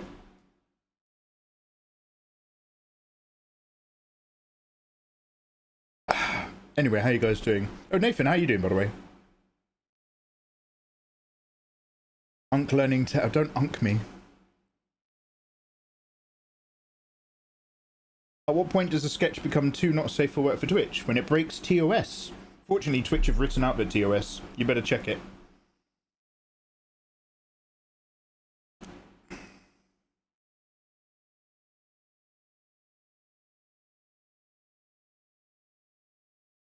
Any advice for my body shape and anatomy? Well, Kevin, everything you've got on there is really sketchy. The ideas are there, the different character types are there. So, I mean, maybe just try it with a couple, because you've got like a shed loads of ladies and that thing, which is super cool. But I'd say try refining a couple of them, being a bit more, well, if you're trying to give it an illustrative style, give it a line art pass. Then see what you do and don't struggle with when you do that, and then come back.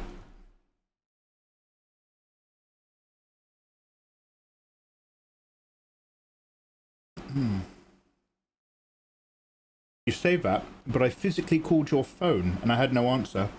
I think my phone's on silent, mate, and you know I don't always have it on me. I tried to discourage keeping my phone to hand.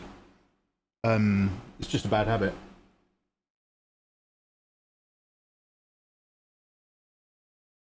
Yeah, no, I do have my phone somewhere. I had to confirm on the bank to make those Pokemon purchases on the app. But I don't know where I've put it again. Alright, have a good one, dude. Take care. Embrace the bald. I know I should. I just don't want to yet. I just don't want to yet, but I really do have to. I'm gonna go for a short back and sides, and I'm gonna see if there's anything to save by combing it forward. Let me see if I can comb it to about here, like a big swish round. And then we'll have to shave it off. The thing is the more you shave on top, if I go bald, I might have to let my beard go a little bit thicker. And I prefer it to be stubble because ladies prefer the short texture when it comes to thigh rash, as opposed to properly hairy. Eva doesn't like me with a big beard. See, Fenrir, I've been talking about plugs for fucking ages. If I got plugs down to here, it would be like a fresh go at being young again. I was pro plug, but Eva wouldn't let me, Fenrir. Eva won't let me plug my hair. She said no ages ago. Apparently, though, for reals, when you get hair plugs, it's not just for hair plugs. Apparently, you have to take a certain medication to encourage for growth. And apparently, it's something like 1 in 10 that medication stops you from getting boners. That's a big risk, man. Like, if I get hair plugs and get more hair so that I can be more attractive to more women that I then can't put a floppy on. If I'm then like Captain Floppy, what's the point? Hey, you got to be careful in life.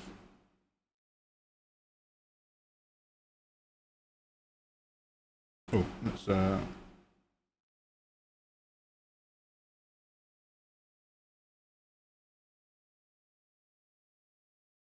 why not wig?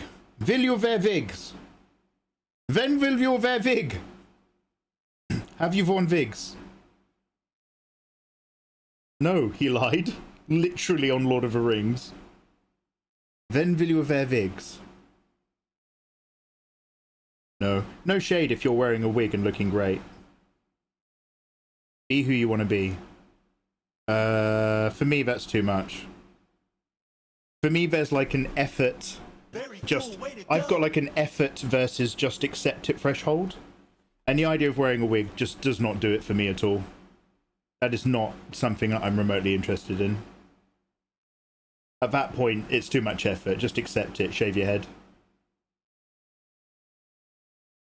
Let me try one more haircut type before I fully go for it. Also, Joanna, how you doing? Except for Joanna, you ignore her all the time. Makes dramatic gestures. Are you gesticulating wildly, Joanna? You've got to be careful with that. Also, Andy Artsy Ordev. Andy, how you doing, man? Thank you very much for the 2-month resub. Priming your boy. Warmest wishes. Why not go fully bald? I think you could rock it. Yeah, well, I mean, I think for a receder like me, that is inevitable. I mean, going fully bald, I think, like, once you start shaving your head, you've got to be really, really on top of that. I think what I might just try is like a really close number 1 with the hair clippers, like almost like a 0, and just try to take care of it with the hair clippers. But let me just try one more haircut, and then we'll call it a lost cause. But again, it's about the beard balance. Again, I'll run it by Eva. I'll see what Eva says when she's sort of back on the scene. But it will have to be sooner than later. Unfortunately, 2 inevitable things that I will have to do that I don't want to do is I'm eventually going to have to just call it a day with my massively receding hairline and shave it. And also, I'm going to have to become a limited business in order to sort my tax out differently instead of being a sole trader. 2 things that I have done my best to push back as far as possible.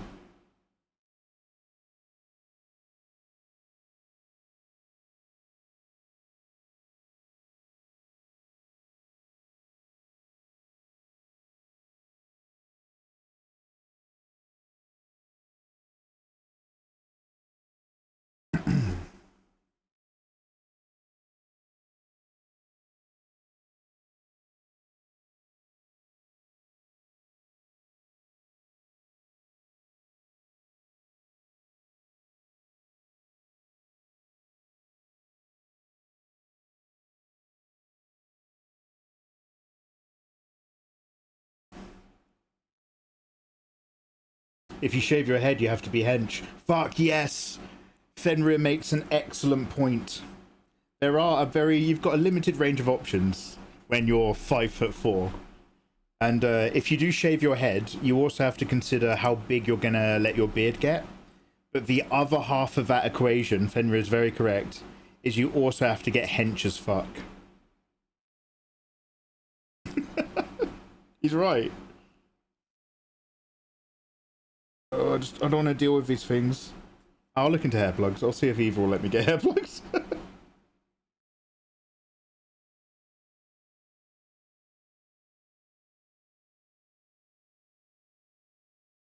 Just wait for science. Science has. They've got technology now in Turkey.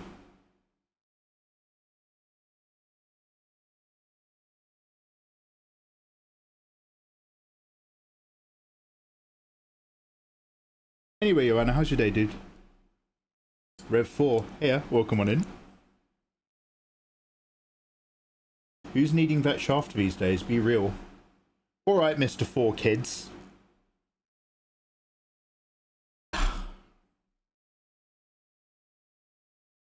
Ayatollah's just like, Nathan's just like, I lost weight and I have children. Alright, mate.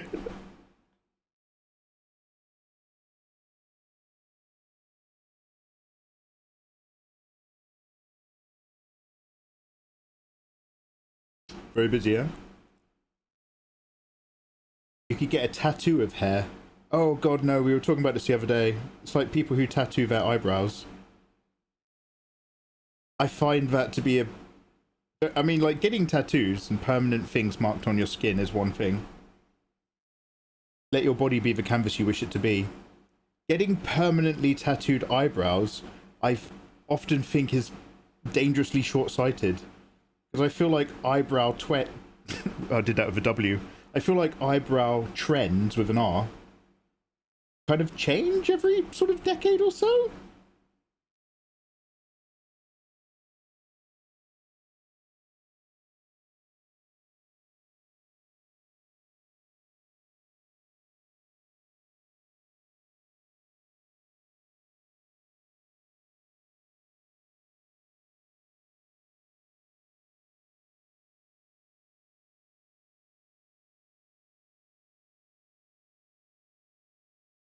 Way to project. I was just asking about who's using your pinar. Well, it doesn't, I mean, like, and this is why I'm shocked about how flippant you are with your own one, Nathan. It doesn't matter if I'm getting laid or not getting laid. I still want the ability to have a boner. So, like, it's not like a... Nathan, you are too pragmatic, man. Nathan's just like, oh, I wouldn't mind if my penis didn't work if I wasn't getting laid. It's like, no, that's a very important part of a man. You want that working at all times, regardless if you need it. It's like having a gun on a hiking trip. I'd rather have an erection and not need it than need an erection and not have it. Sometimes you guys give me the heebie-jeebies, I swear to God.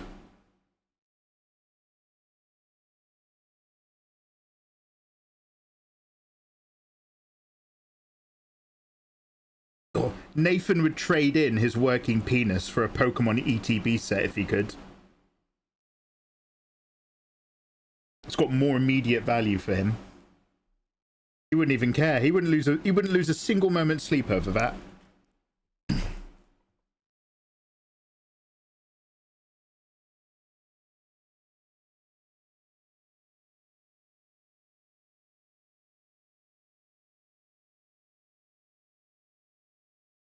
Lovely work so far. Clemens Productions, thank you very much for bringing the conversation back to the illustration. Warmest wishes to you. Yeah, it's all a bit lumpy. I'm just playing with nothing in particular right now. For the sake of just getting used to sitting here and drawing again. And if we do that for a few days, then hopefully we can crack on with some actual artwork and stuff. So I'm in that wonderful safe space of just filling up a random sketchbook page with no agenda before we move on to actually having to get stuff done.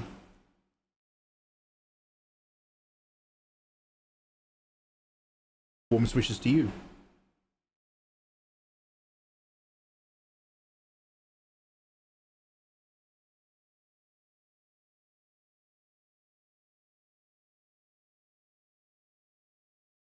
I just got here and I immediately have to make sure I heard Mikey right.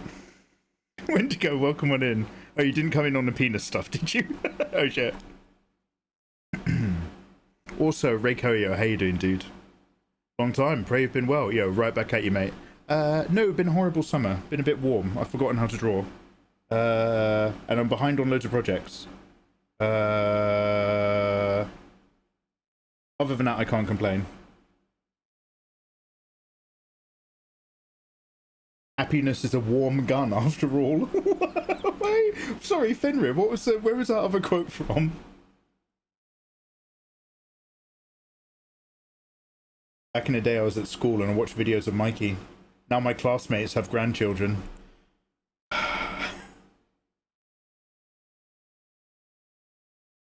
I remember watching Mikey Mega Mega videos and he'd be talking about some of the best pens to use. Now he's talking about being bald and getting hair plugs in Turkey.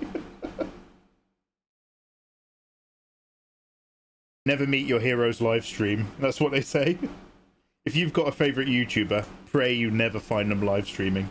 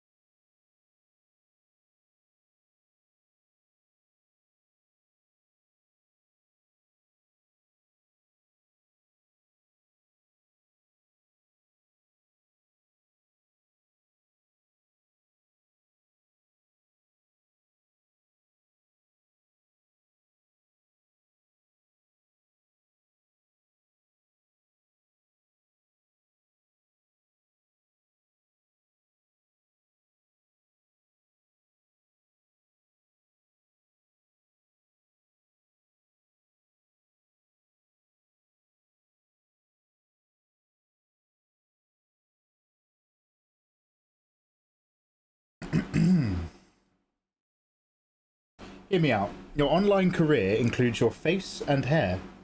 Your hair is part of the brand. The Pinar isn't. So do you think I should do hair plugging for the sake of like being more, you know, traditionally camera ready? If I'm not just going to take the plunge and just shave it or number one it, should I risk the Pinar for the plug? I mean, I'm still really considering it, but Eva really put her foot down, so I don't know. It would be a foolish thing to try to be young forever. But hairlines are big. And, like, I'm not a tall guy, so I need something. Do you like the ET penis pack? They're all rare. Did you check your Twitter DMs? No, Fenrir. I don't know if you've sent me something, but I'm aware that I've got a DM from Bill Nash that I need to check. Limited company, trip to Turkey together, business expense. Oh my god, Ayatollah, would you plug your hair with me for emotional support?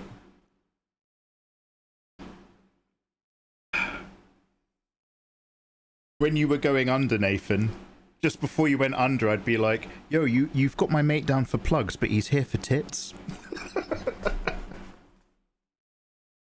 Mate, I'd have a great old feel of you, mate, before you came round from the anesthetic. Hey, Nathan! So I've got some news. 100%, mine's fucked too. I'll get hair plugs if you get hair plugs, Nathan. I would 100% go with you, as long as I've had a conversation with Eva about it first.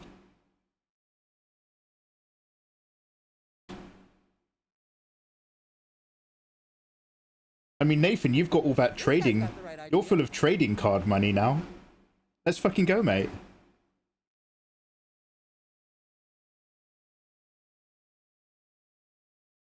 You could get sponsored by Blue Chews. Your erectile dysfunction meds. This hair plugging vlog video is sponsored by Soft and Slappy, a special form of erectile dysfunction Play-Doh that releases penis-enhancing medication through your skin as you sit there making shapes with children. Actually, no, let's not talk about boners and children. Blue Play-Doh. You got that trading card, TC General Wealth. Oh, damn, mate. Oh, mate, you're captain an acronym now. I'm not telling Eva, she'd make me feel bad. I don't know. I think some of my worst decisions involve not listening to Eva. I don't know if I could do it without talking to Eva first.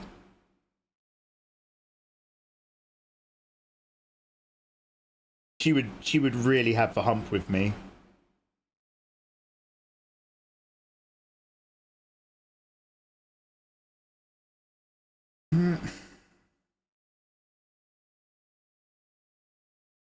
We sort of bobbed this character's hair, and I don't really want to. I mean, there's not even a character here. There's a suggestion of an idea until we do another art layer. Let me just check.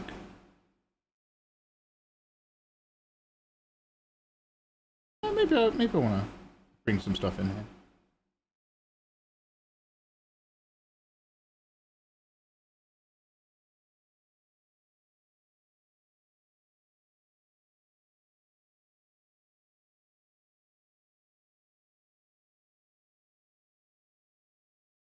Don't ask me what that tube is.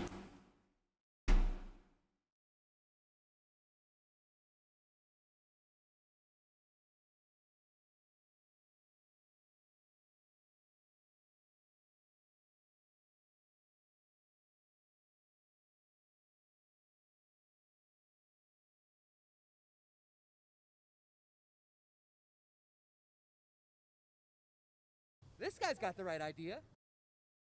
Hello, thank you for the follow. We're grown men, we'll be fine. I'm not scared of her anymore. Oh, you said that, not me. I am not part of that conversation. That's all you, mate. You're not scared of her. Don't tell her. Don't tell her. No, don't tell her. You're not scared of either anymore. Okay, good for you. I'm not going to comment on that at all.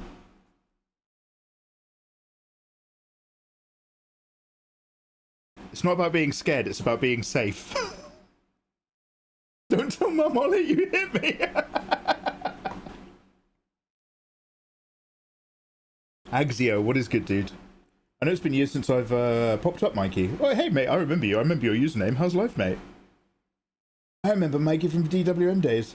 Now my nephews and nieces are in high school. Oh, get out of my life. Get out of my life. Never tell Mikey how many years it's been since you've watched his videos. It's fine, you can just tattoo your hair on. No. I love tattoos, especially on women. But I'm not a big tattoo guy. It's because my idea of what is cool or what looks good in a design tends to change every few years. It tends to have shifted a bit. And so, like, I'm always just like, no, I can't have a design that I would not love later on me. It would drive me nuts.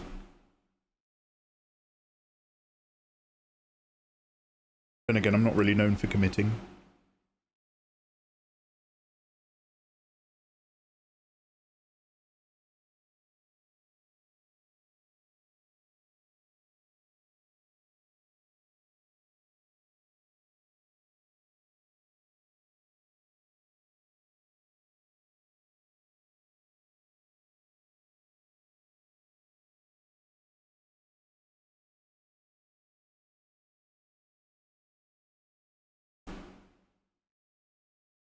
Avatar the Last Airbender arrow tattoo on your head would look cool.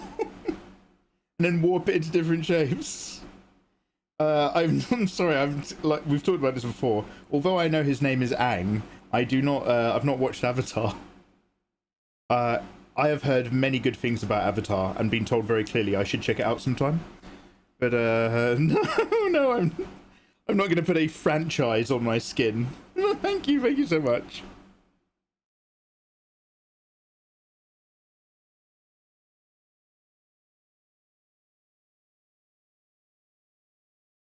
Specifically a franchise I haven't watched, to be clear. Sorry.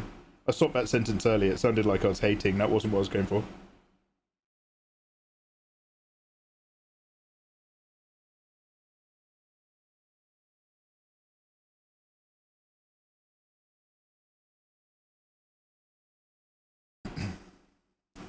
Oh, by the way, Nathan, what are your thoughts?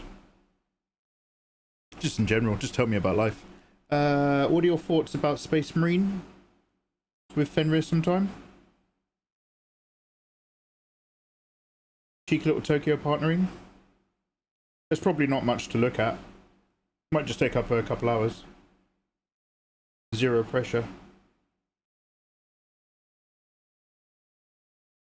Fenrir's like, I told you, Mikey, I'm busy. I'm lasering.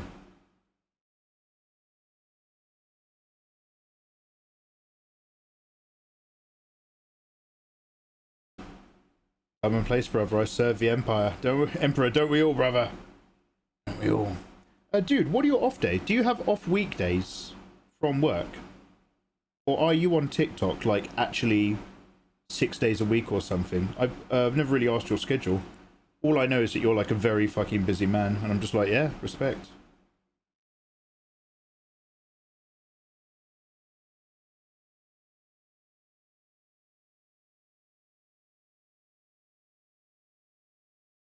For the Emperor, brother! We watched the trailer, dudes, the other day, and they've still got, like, the first thing I heard was that Scottish guy's voice who sends you on the missions. The one who's always like, this mission requires 100 space marines, but I can only spare you 3. That's not Scottish. That's not how he sounds. But the moment I heard his voice, I was like, oh boy, it's that guy from Space Marine 2. He used to use friends. Want to go clean a planet of Xenos for the Emperor? Oh, friends. Every day, usually. Wait, so dude, what about your Sundays? This is a bit of old news, so like I don't know how you do. I'm just being nosy, mate. But like I thought your Sundays was when you logged all of your shorts and shit for side characters, and that Sundays was like hardcore social media prep. Do you also do store stuff?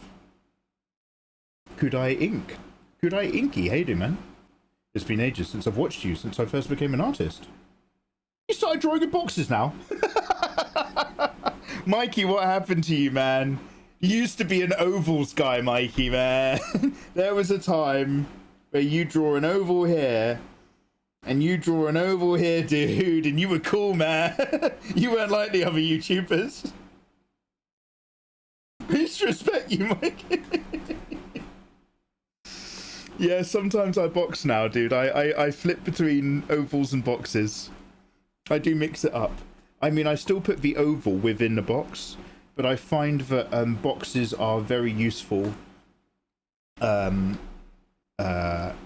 just lock in those angles, which can sometimes get a little bit exploratory when you're on your ovals, depending on how you do. Damn. You have watched my videos.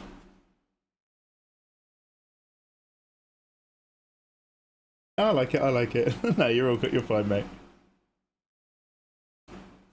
I'm basically just doing it all the time. Fuck, I was really hoping you had some sort of secret to tell me. Yeah, mate, I've got to get back to work. Ugh. I was thinking of film cramming those 2 new horror films, Obsession and Backrooms, to get film cram going. And because I've already made all of those John Wick shorts that I had to take down, like I've made loads of shorts from films. So what I need to do, dude, is I need to just record footage of me just sitting here going, I'm pointing up to the video going, then take all the shorts that I've already got. They've all got like the captions and everything. And then just re-render all of them with that one strip of video at the bottom, so that I can hopefully upload them to YouTube without getting demonetized this time.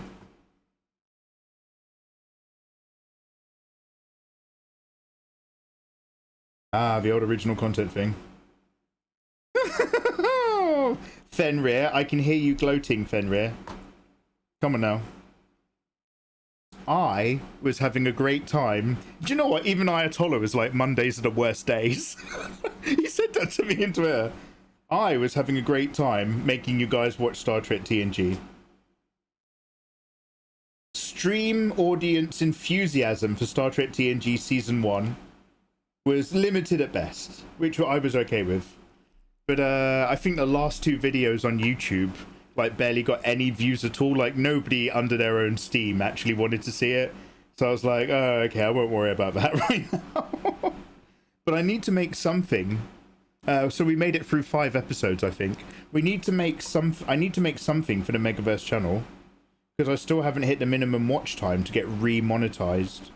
Even though I was fully monetized before, I just didn't log in enough, and YouTube cancelled the channel. So I might as well just fall back on what people actually seem to want. Tiny bit more June content and reading more books. What's that, Mikey? Actually respond to your metrics instead of doing something that's successful and then immediately not doing it because you are no longer in the mood.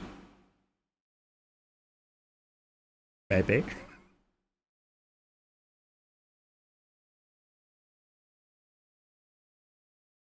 Oh, an awful lot of people are messaging me to do more drawing tutorials. Fuck that. I'm not doing that anymore.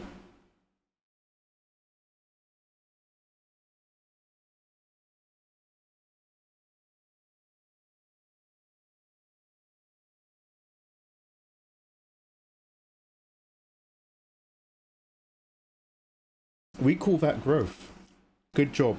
Growing is no longer making you guys watch Star Trek with me. That's growth. Ah, Celavi.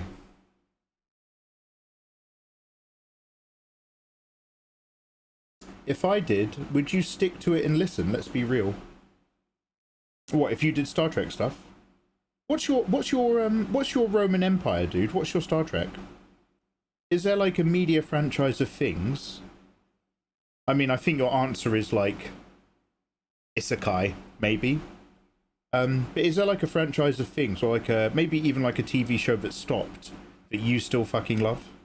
Actually, that's a question for everybody. Everybody in all the different chats. What is your Roman Empire?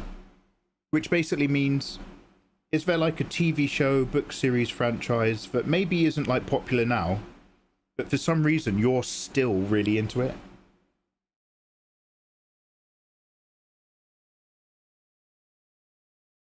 I think really weirdly, like there's a lot of Buffy the Vampire Slayer fans still vibing out there.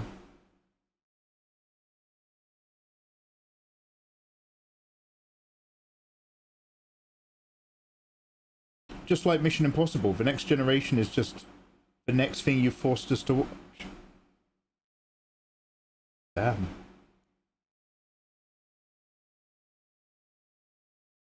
It's kind of weird that you never said you didn't want to watch.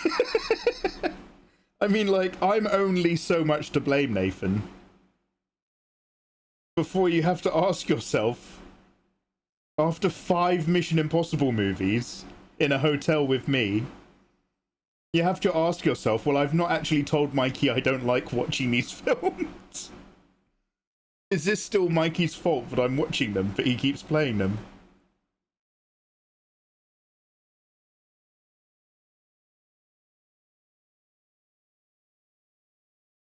Buffy after season 1 is a fun show to watch it with your uni crush.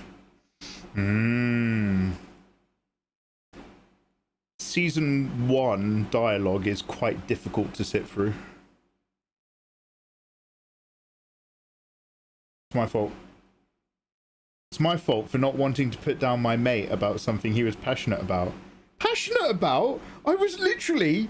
Me and one of my moderators were in Japan, in a hotel, and we synced it up to my Netflix or whatever, and I was just looking for something to put on, because we were like winding down for the day, like eating our snacks.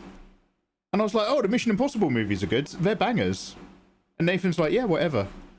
So we put on Mission Impossible, and then that was it. And then we just happened to put on the next Mission Impossible, and then I put on a Mission Impossible movie every single night. And Nathan's just like, yeah, okay, I'm gonna go to bed. And I just thought we were putting them on. And then when we get back to England, Nathan's just like, I fucking hate Mission Impossible. Mikey made me watch them. I don't know. I think sometimes, Nathan, you're really selective about everything in a way that always comes at the cost of me. Bit funny like that, you are.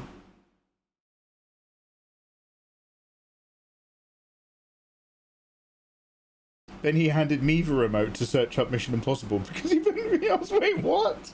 Wait, did I make you watch it with us as well?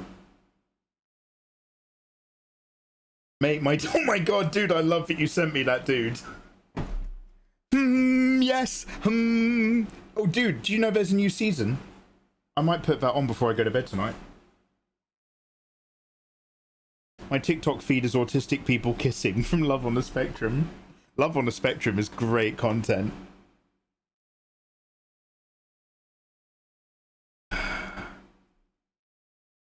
All you can hear is how passionate. No, I just think the Mission Impossible films are really good films. I didn't realize that I was forcing you to watch a franchise you didn't care about.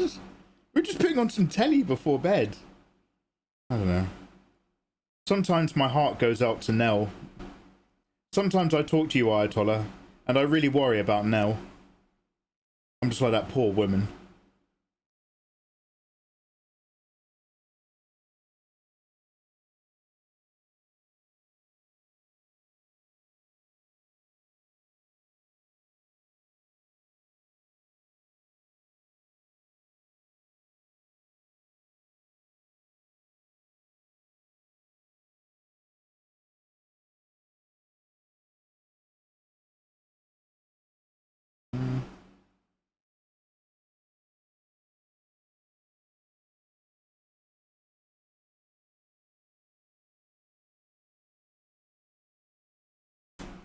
Oh shit, we're watching. Yeah, I might put on one episode and then we'll call it a night.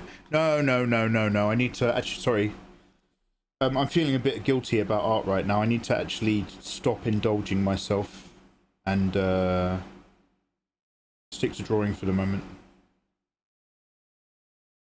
I got really fucked off with GTA anyway because I accidentally started a side mission I can't leave. And it's just like, oh, for fuck's sakes, just get to the next set piece.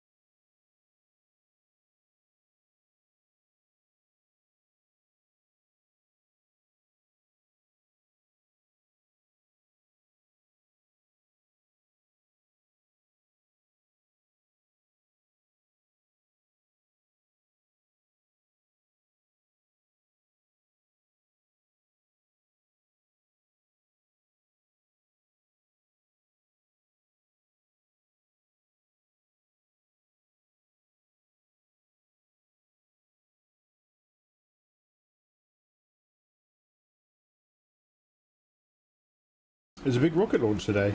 Oh shit, is that later or soon later? Do you see that China have now landed a returnable rocket? And it's like a very similar cylinder. I don't know how many jet thrusters though, because like SpaceX has like the generation 3 Raptor engine or something. It's like really, really dope, but also super simplified and streamlined as far as jet rocket engines go within that universe. I didn't get a look at the rockets that they were using, but I saw them land it on a boat platform with wires. I was like, oh shit, good for China. This might be like a bit of a Western media thing, but the only time I ever see Chinese rockets is when they fail and explode. And I think that might be one of those like cultural conditioning things. Don't worry, we're still winning, we're still better. So to see China with an up-to-date piece of tech that smashed it is like, oh shit, well done boys, well done.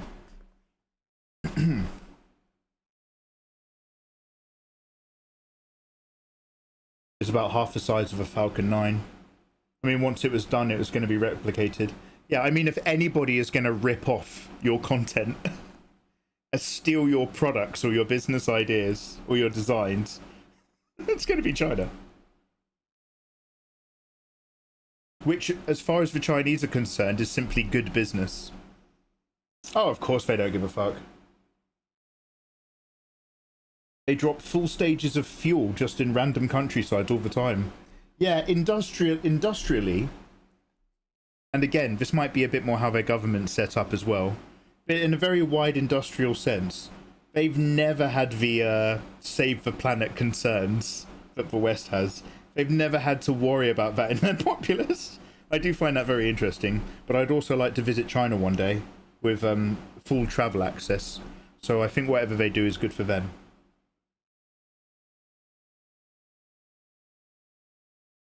But they're making rapid progress for exactly that reason. They're making rapid progress now because all of the research and testing has been done by SpaceX. And now that it works at SpaceX, now we're reaching a point where they're just like, okay, America's finally made it work. Now we're going to rip them off. That's good business. There's 3 ways to do it in this business. Be first, be smarter, or cheat. Now, I don't cheat. And as much as I'd love to think we've got a lot of awfully smart people in this room, it's a hell of a lot easier just to be first. Does anybody know what that quote's from? Don't worry if you don't, because it's not that interesting. I like it. It's not that interesting.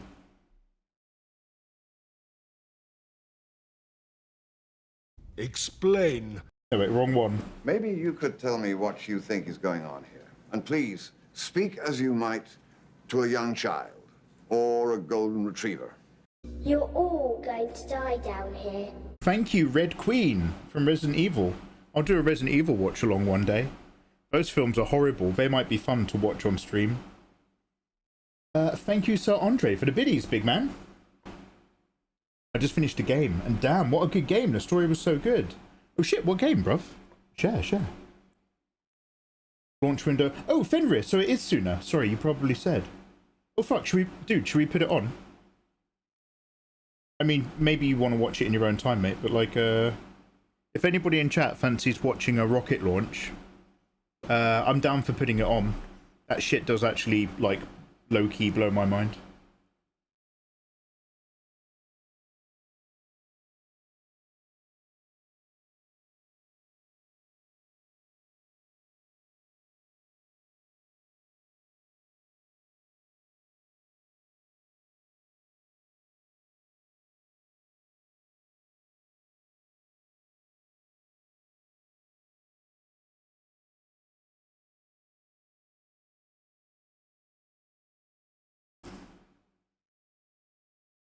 Esoteric EBB. Oh, there's an advert running. Sorry, nobody can hear me.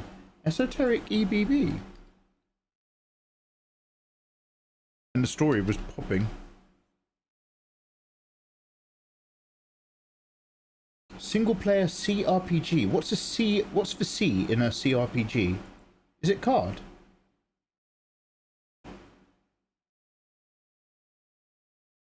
Oh, is it a point and click? Wait, what is it? Oh, dude, it looks kind of quite nice and chill. Oh, I could put that on the list. I've been saying I'm kind of want to play a few more chill games at the moment because I'm just there's only so many games you can play that have incredibly large amounts of content before you're just like, oh, give me a bit of breathing room. I'll give you a heads up once it's closer. Yeah, see how I feel. Thank you. I appreciate. Last time you gave me a heads up, Fenrir, England were kicked out of the World Cup, so you know, pick your battles. Choose what you tell me. What you say affects others, so just be self-aware. Read the room. They play for 3rd place on the 18th. Oh, okay. Okay. See, Fenrir? You can choose to bring a positive energy into my stream. You just don't want to. Anyway, yeah, rocket launch, mate. Keep me in the loop. Let's see if I'm still streaming.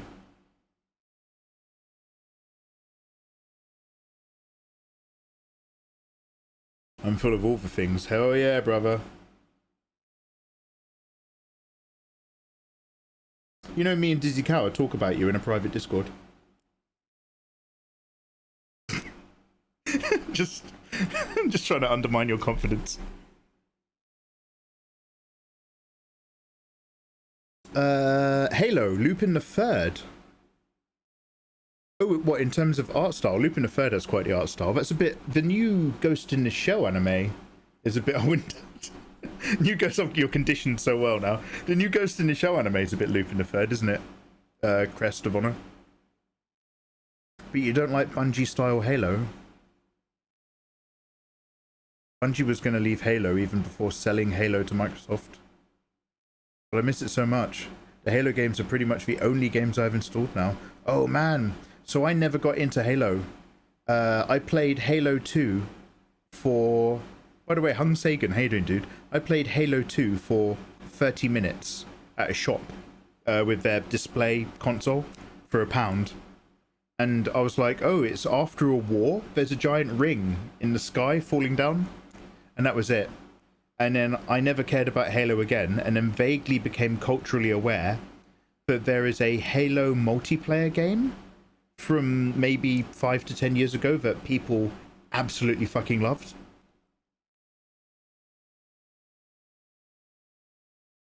So, you know, I'm all for Master Chief, but sadly it's just like, I'm just not super aware of the ins and outs of it. But I know Halo is a banger. I know people fucking love it. So I'm not dismissive of it. But no, I just was never part of that vibe.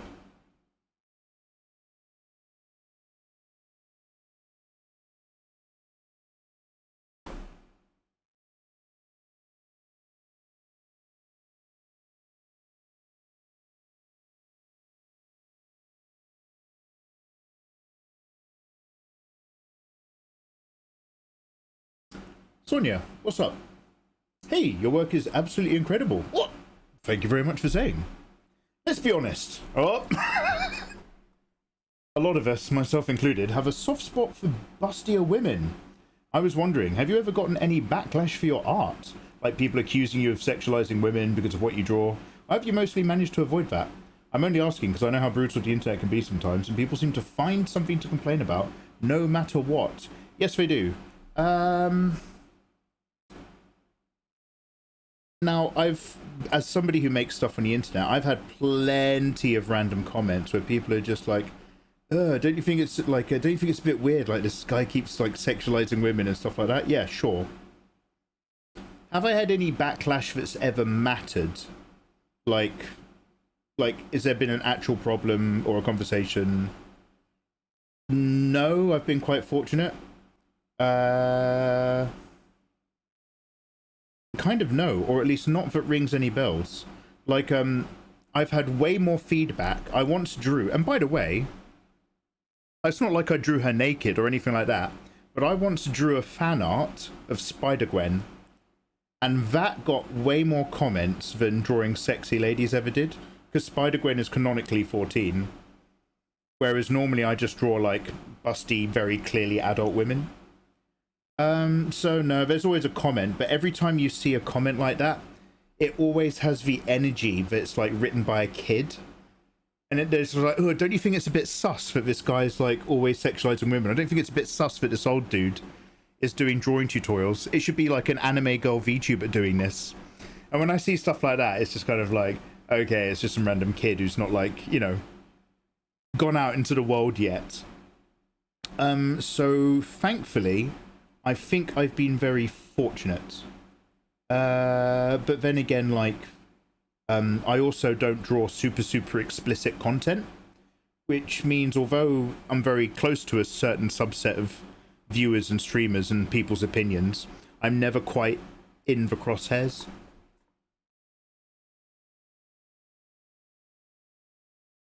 Sorry if my message is a bit awkward. I'm not very good at English. Sonia, what's your chosen language? Also, I hope you understood my answer then. I'm so sorry. Your chosen language. It's not a choice. What's your native tongue?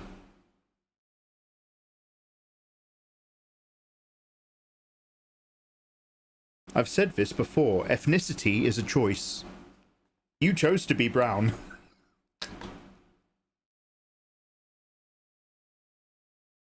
Heterosexual males interested in sexy women. What a weirdo. Mate, if you, so, I mean, like, if you do something that's Very cool way to go. to an audience on the Getting internet, close. other people are going to give you their opinions. And many of those other people who are very proactive in sharing their opinions are people who have not quite got enough years under their belt to have an opinion that counts. I am Griffin. Thank you very much for priming your boy. 2100 years in the 10,000 year AI art wars, Iron Griffin, a stalwart supporting soldier in the front lines. Yeah, mate, you're getting up to the big two, mate. Thank you so much. I choose to be pale. Hell yeah, you do. Working indoors is not an ethnicity.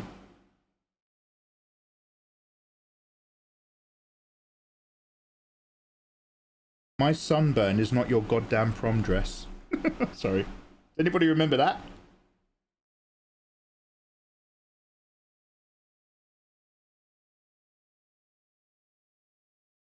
I choose to be me, and I choose to be you. My native language is Russian, and I also speak a little Ukrainian. Thank you so much for taking the time to answer my question. It was a good question. Привет! Дякую.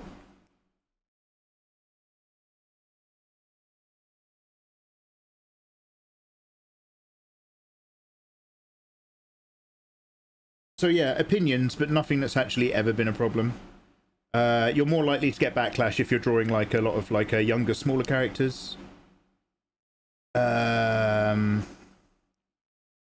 engage with anyone on Twitter, on social media, like honestly, because like you don't know if you're talking to an adult or you don't know if you're talking to an adult who's got a bad opinion that you don't agree with, an adult who's just trolling, or if in fact the person who's the loudest is literally just a kid. So like there's no real conversations to be had on a lot of social media stuff.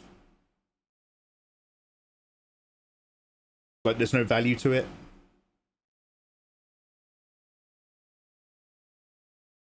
But I'm glad to hear you also enjoy the bustier lady. Warmest wishes.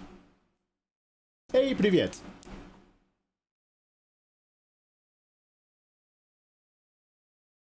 Hey, Oster. I'm just gonna say, da.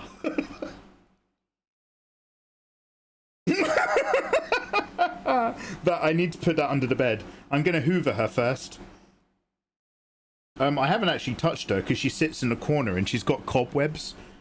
But apparently Izzy was rubbing herself, or even though it's 2 years old, she was like, I didn't tell you, but I was sleeping with that every night. It probably smells of me. And I was just like, okay. But she's gonna go under the bed soon. Good old Sucrose. I'm afraid she's gonna go into underbed storage. I've got one of those beds now where you can like pull up the end and the whole mattress kind of like that. So we're gonna, you know, pop her away.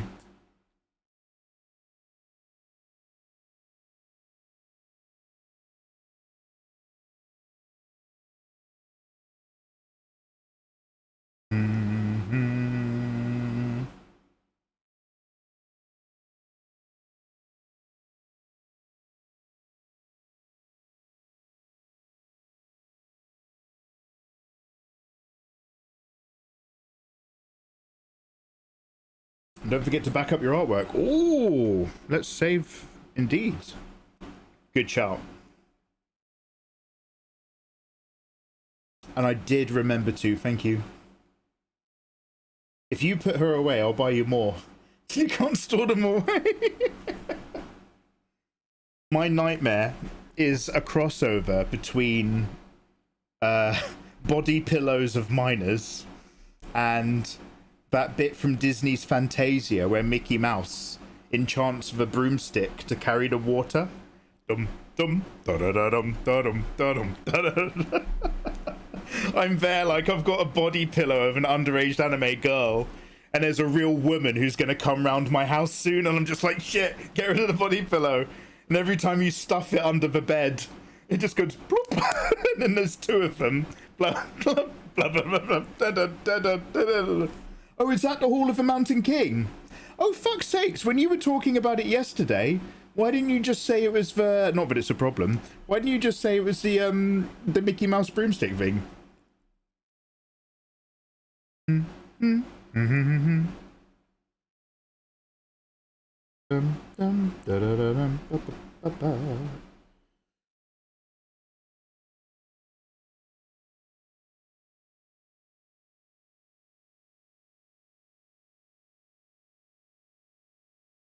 Because I wanted you to... Fair enough.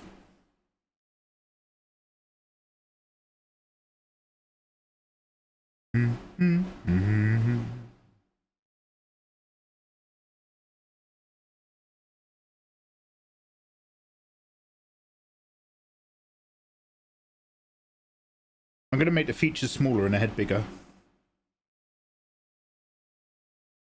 Another thing I often do is make features a fraction too large inside of heads. But I'll tell you why. It's because I watched Akira.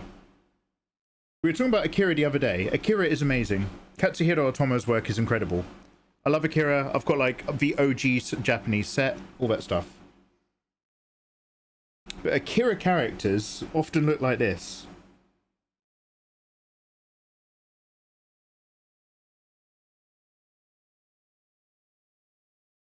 And then their features. Kaneda! I like that. And every time I watch Akira, there's a little part of me that's just like, Akira's amazing. Akira's one of the best anime ever. But there's a part of me that just wants to be like,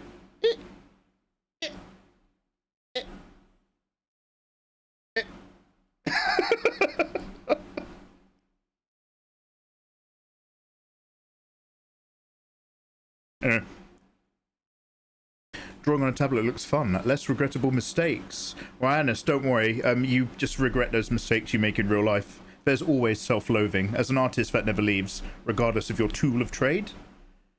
But yeah, dude, as much as I love the texture and the feeling of working in a sketchbook with pencils and paper in real life, the truth is that digital frees you to experiment and mistake, because you just know that you can just move stuff and fix stuff and resize stuff. It's so freeing that you're tied into it forever and you can't leave. That's the cost of freedom.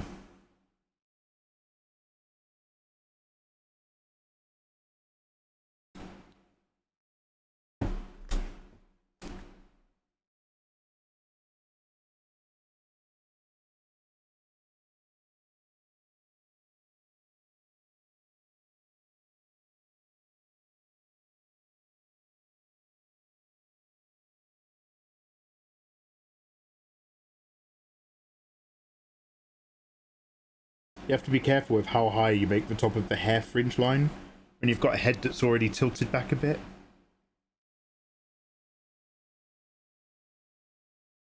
I'm speaking from my own mistakes.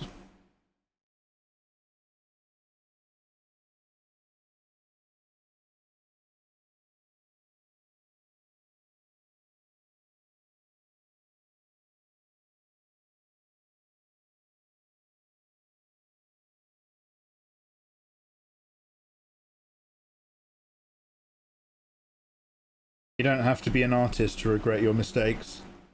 Do you reckon it's just a human condition?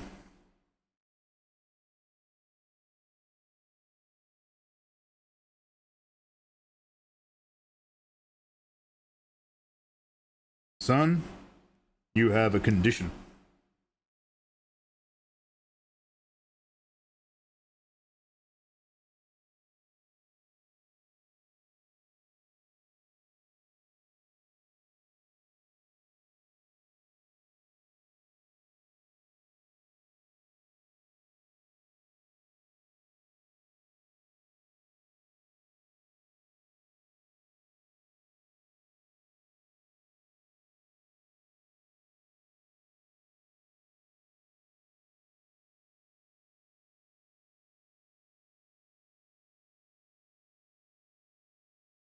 Welcome back, Beefy.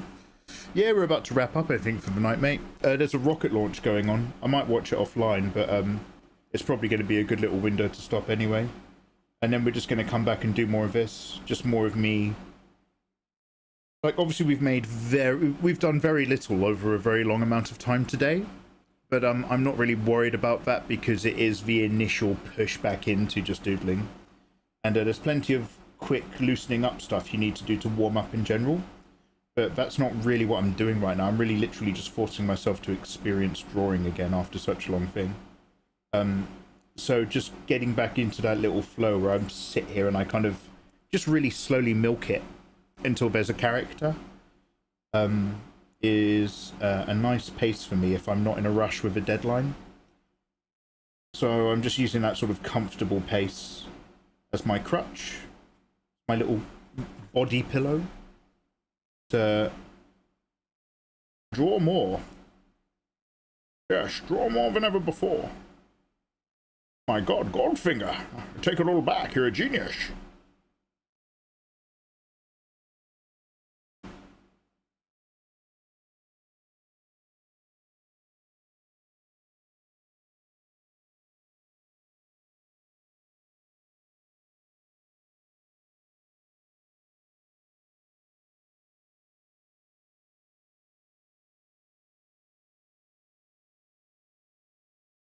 Pyong Gomu Gomu, how you doing, dudes? Sips indeed, mate.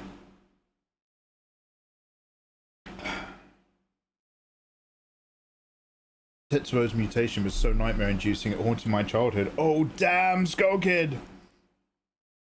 I have many things which haunt my childhood and give me nightmares. Oh my God!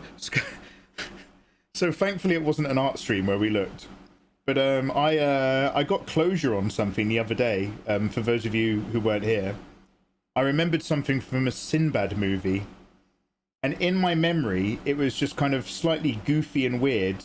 But, you know, because you're young, it was also traumatizing. And then we actually watched it, and it was 10 times more disgusting than I remembered.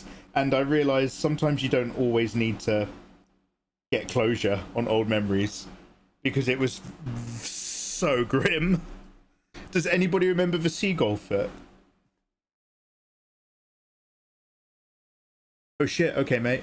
Have a good evening, dude. Thanks for vibing. Yeah, we're also going to wrap up. Coming up to 12 o'clock. Let's call it here. Let's go on a little raid. I'll catch that rocket thing offline. But let's go our separate ways, you gorgeous people. And come back on other days. Where we will enjoy more. Oh my God, but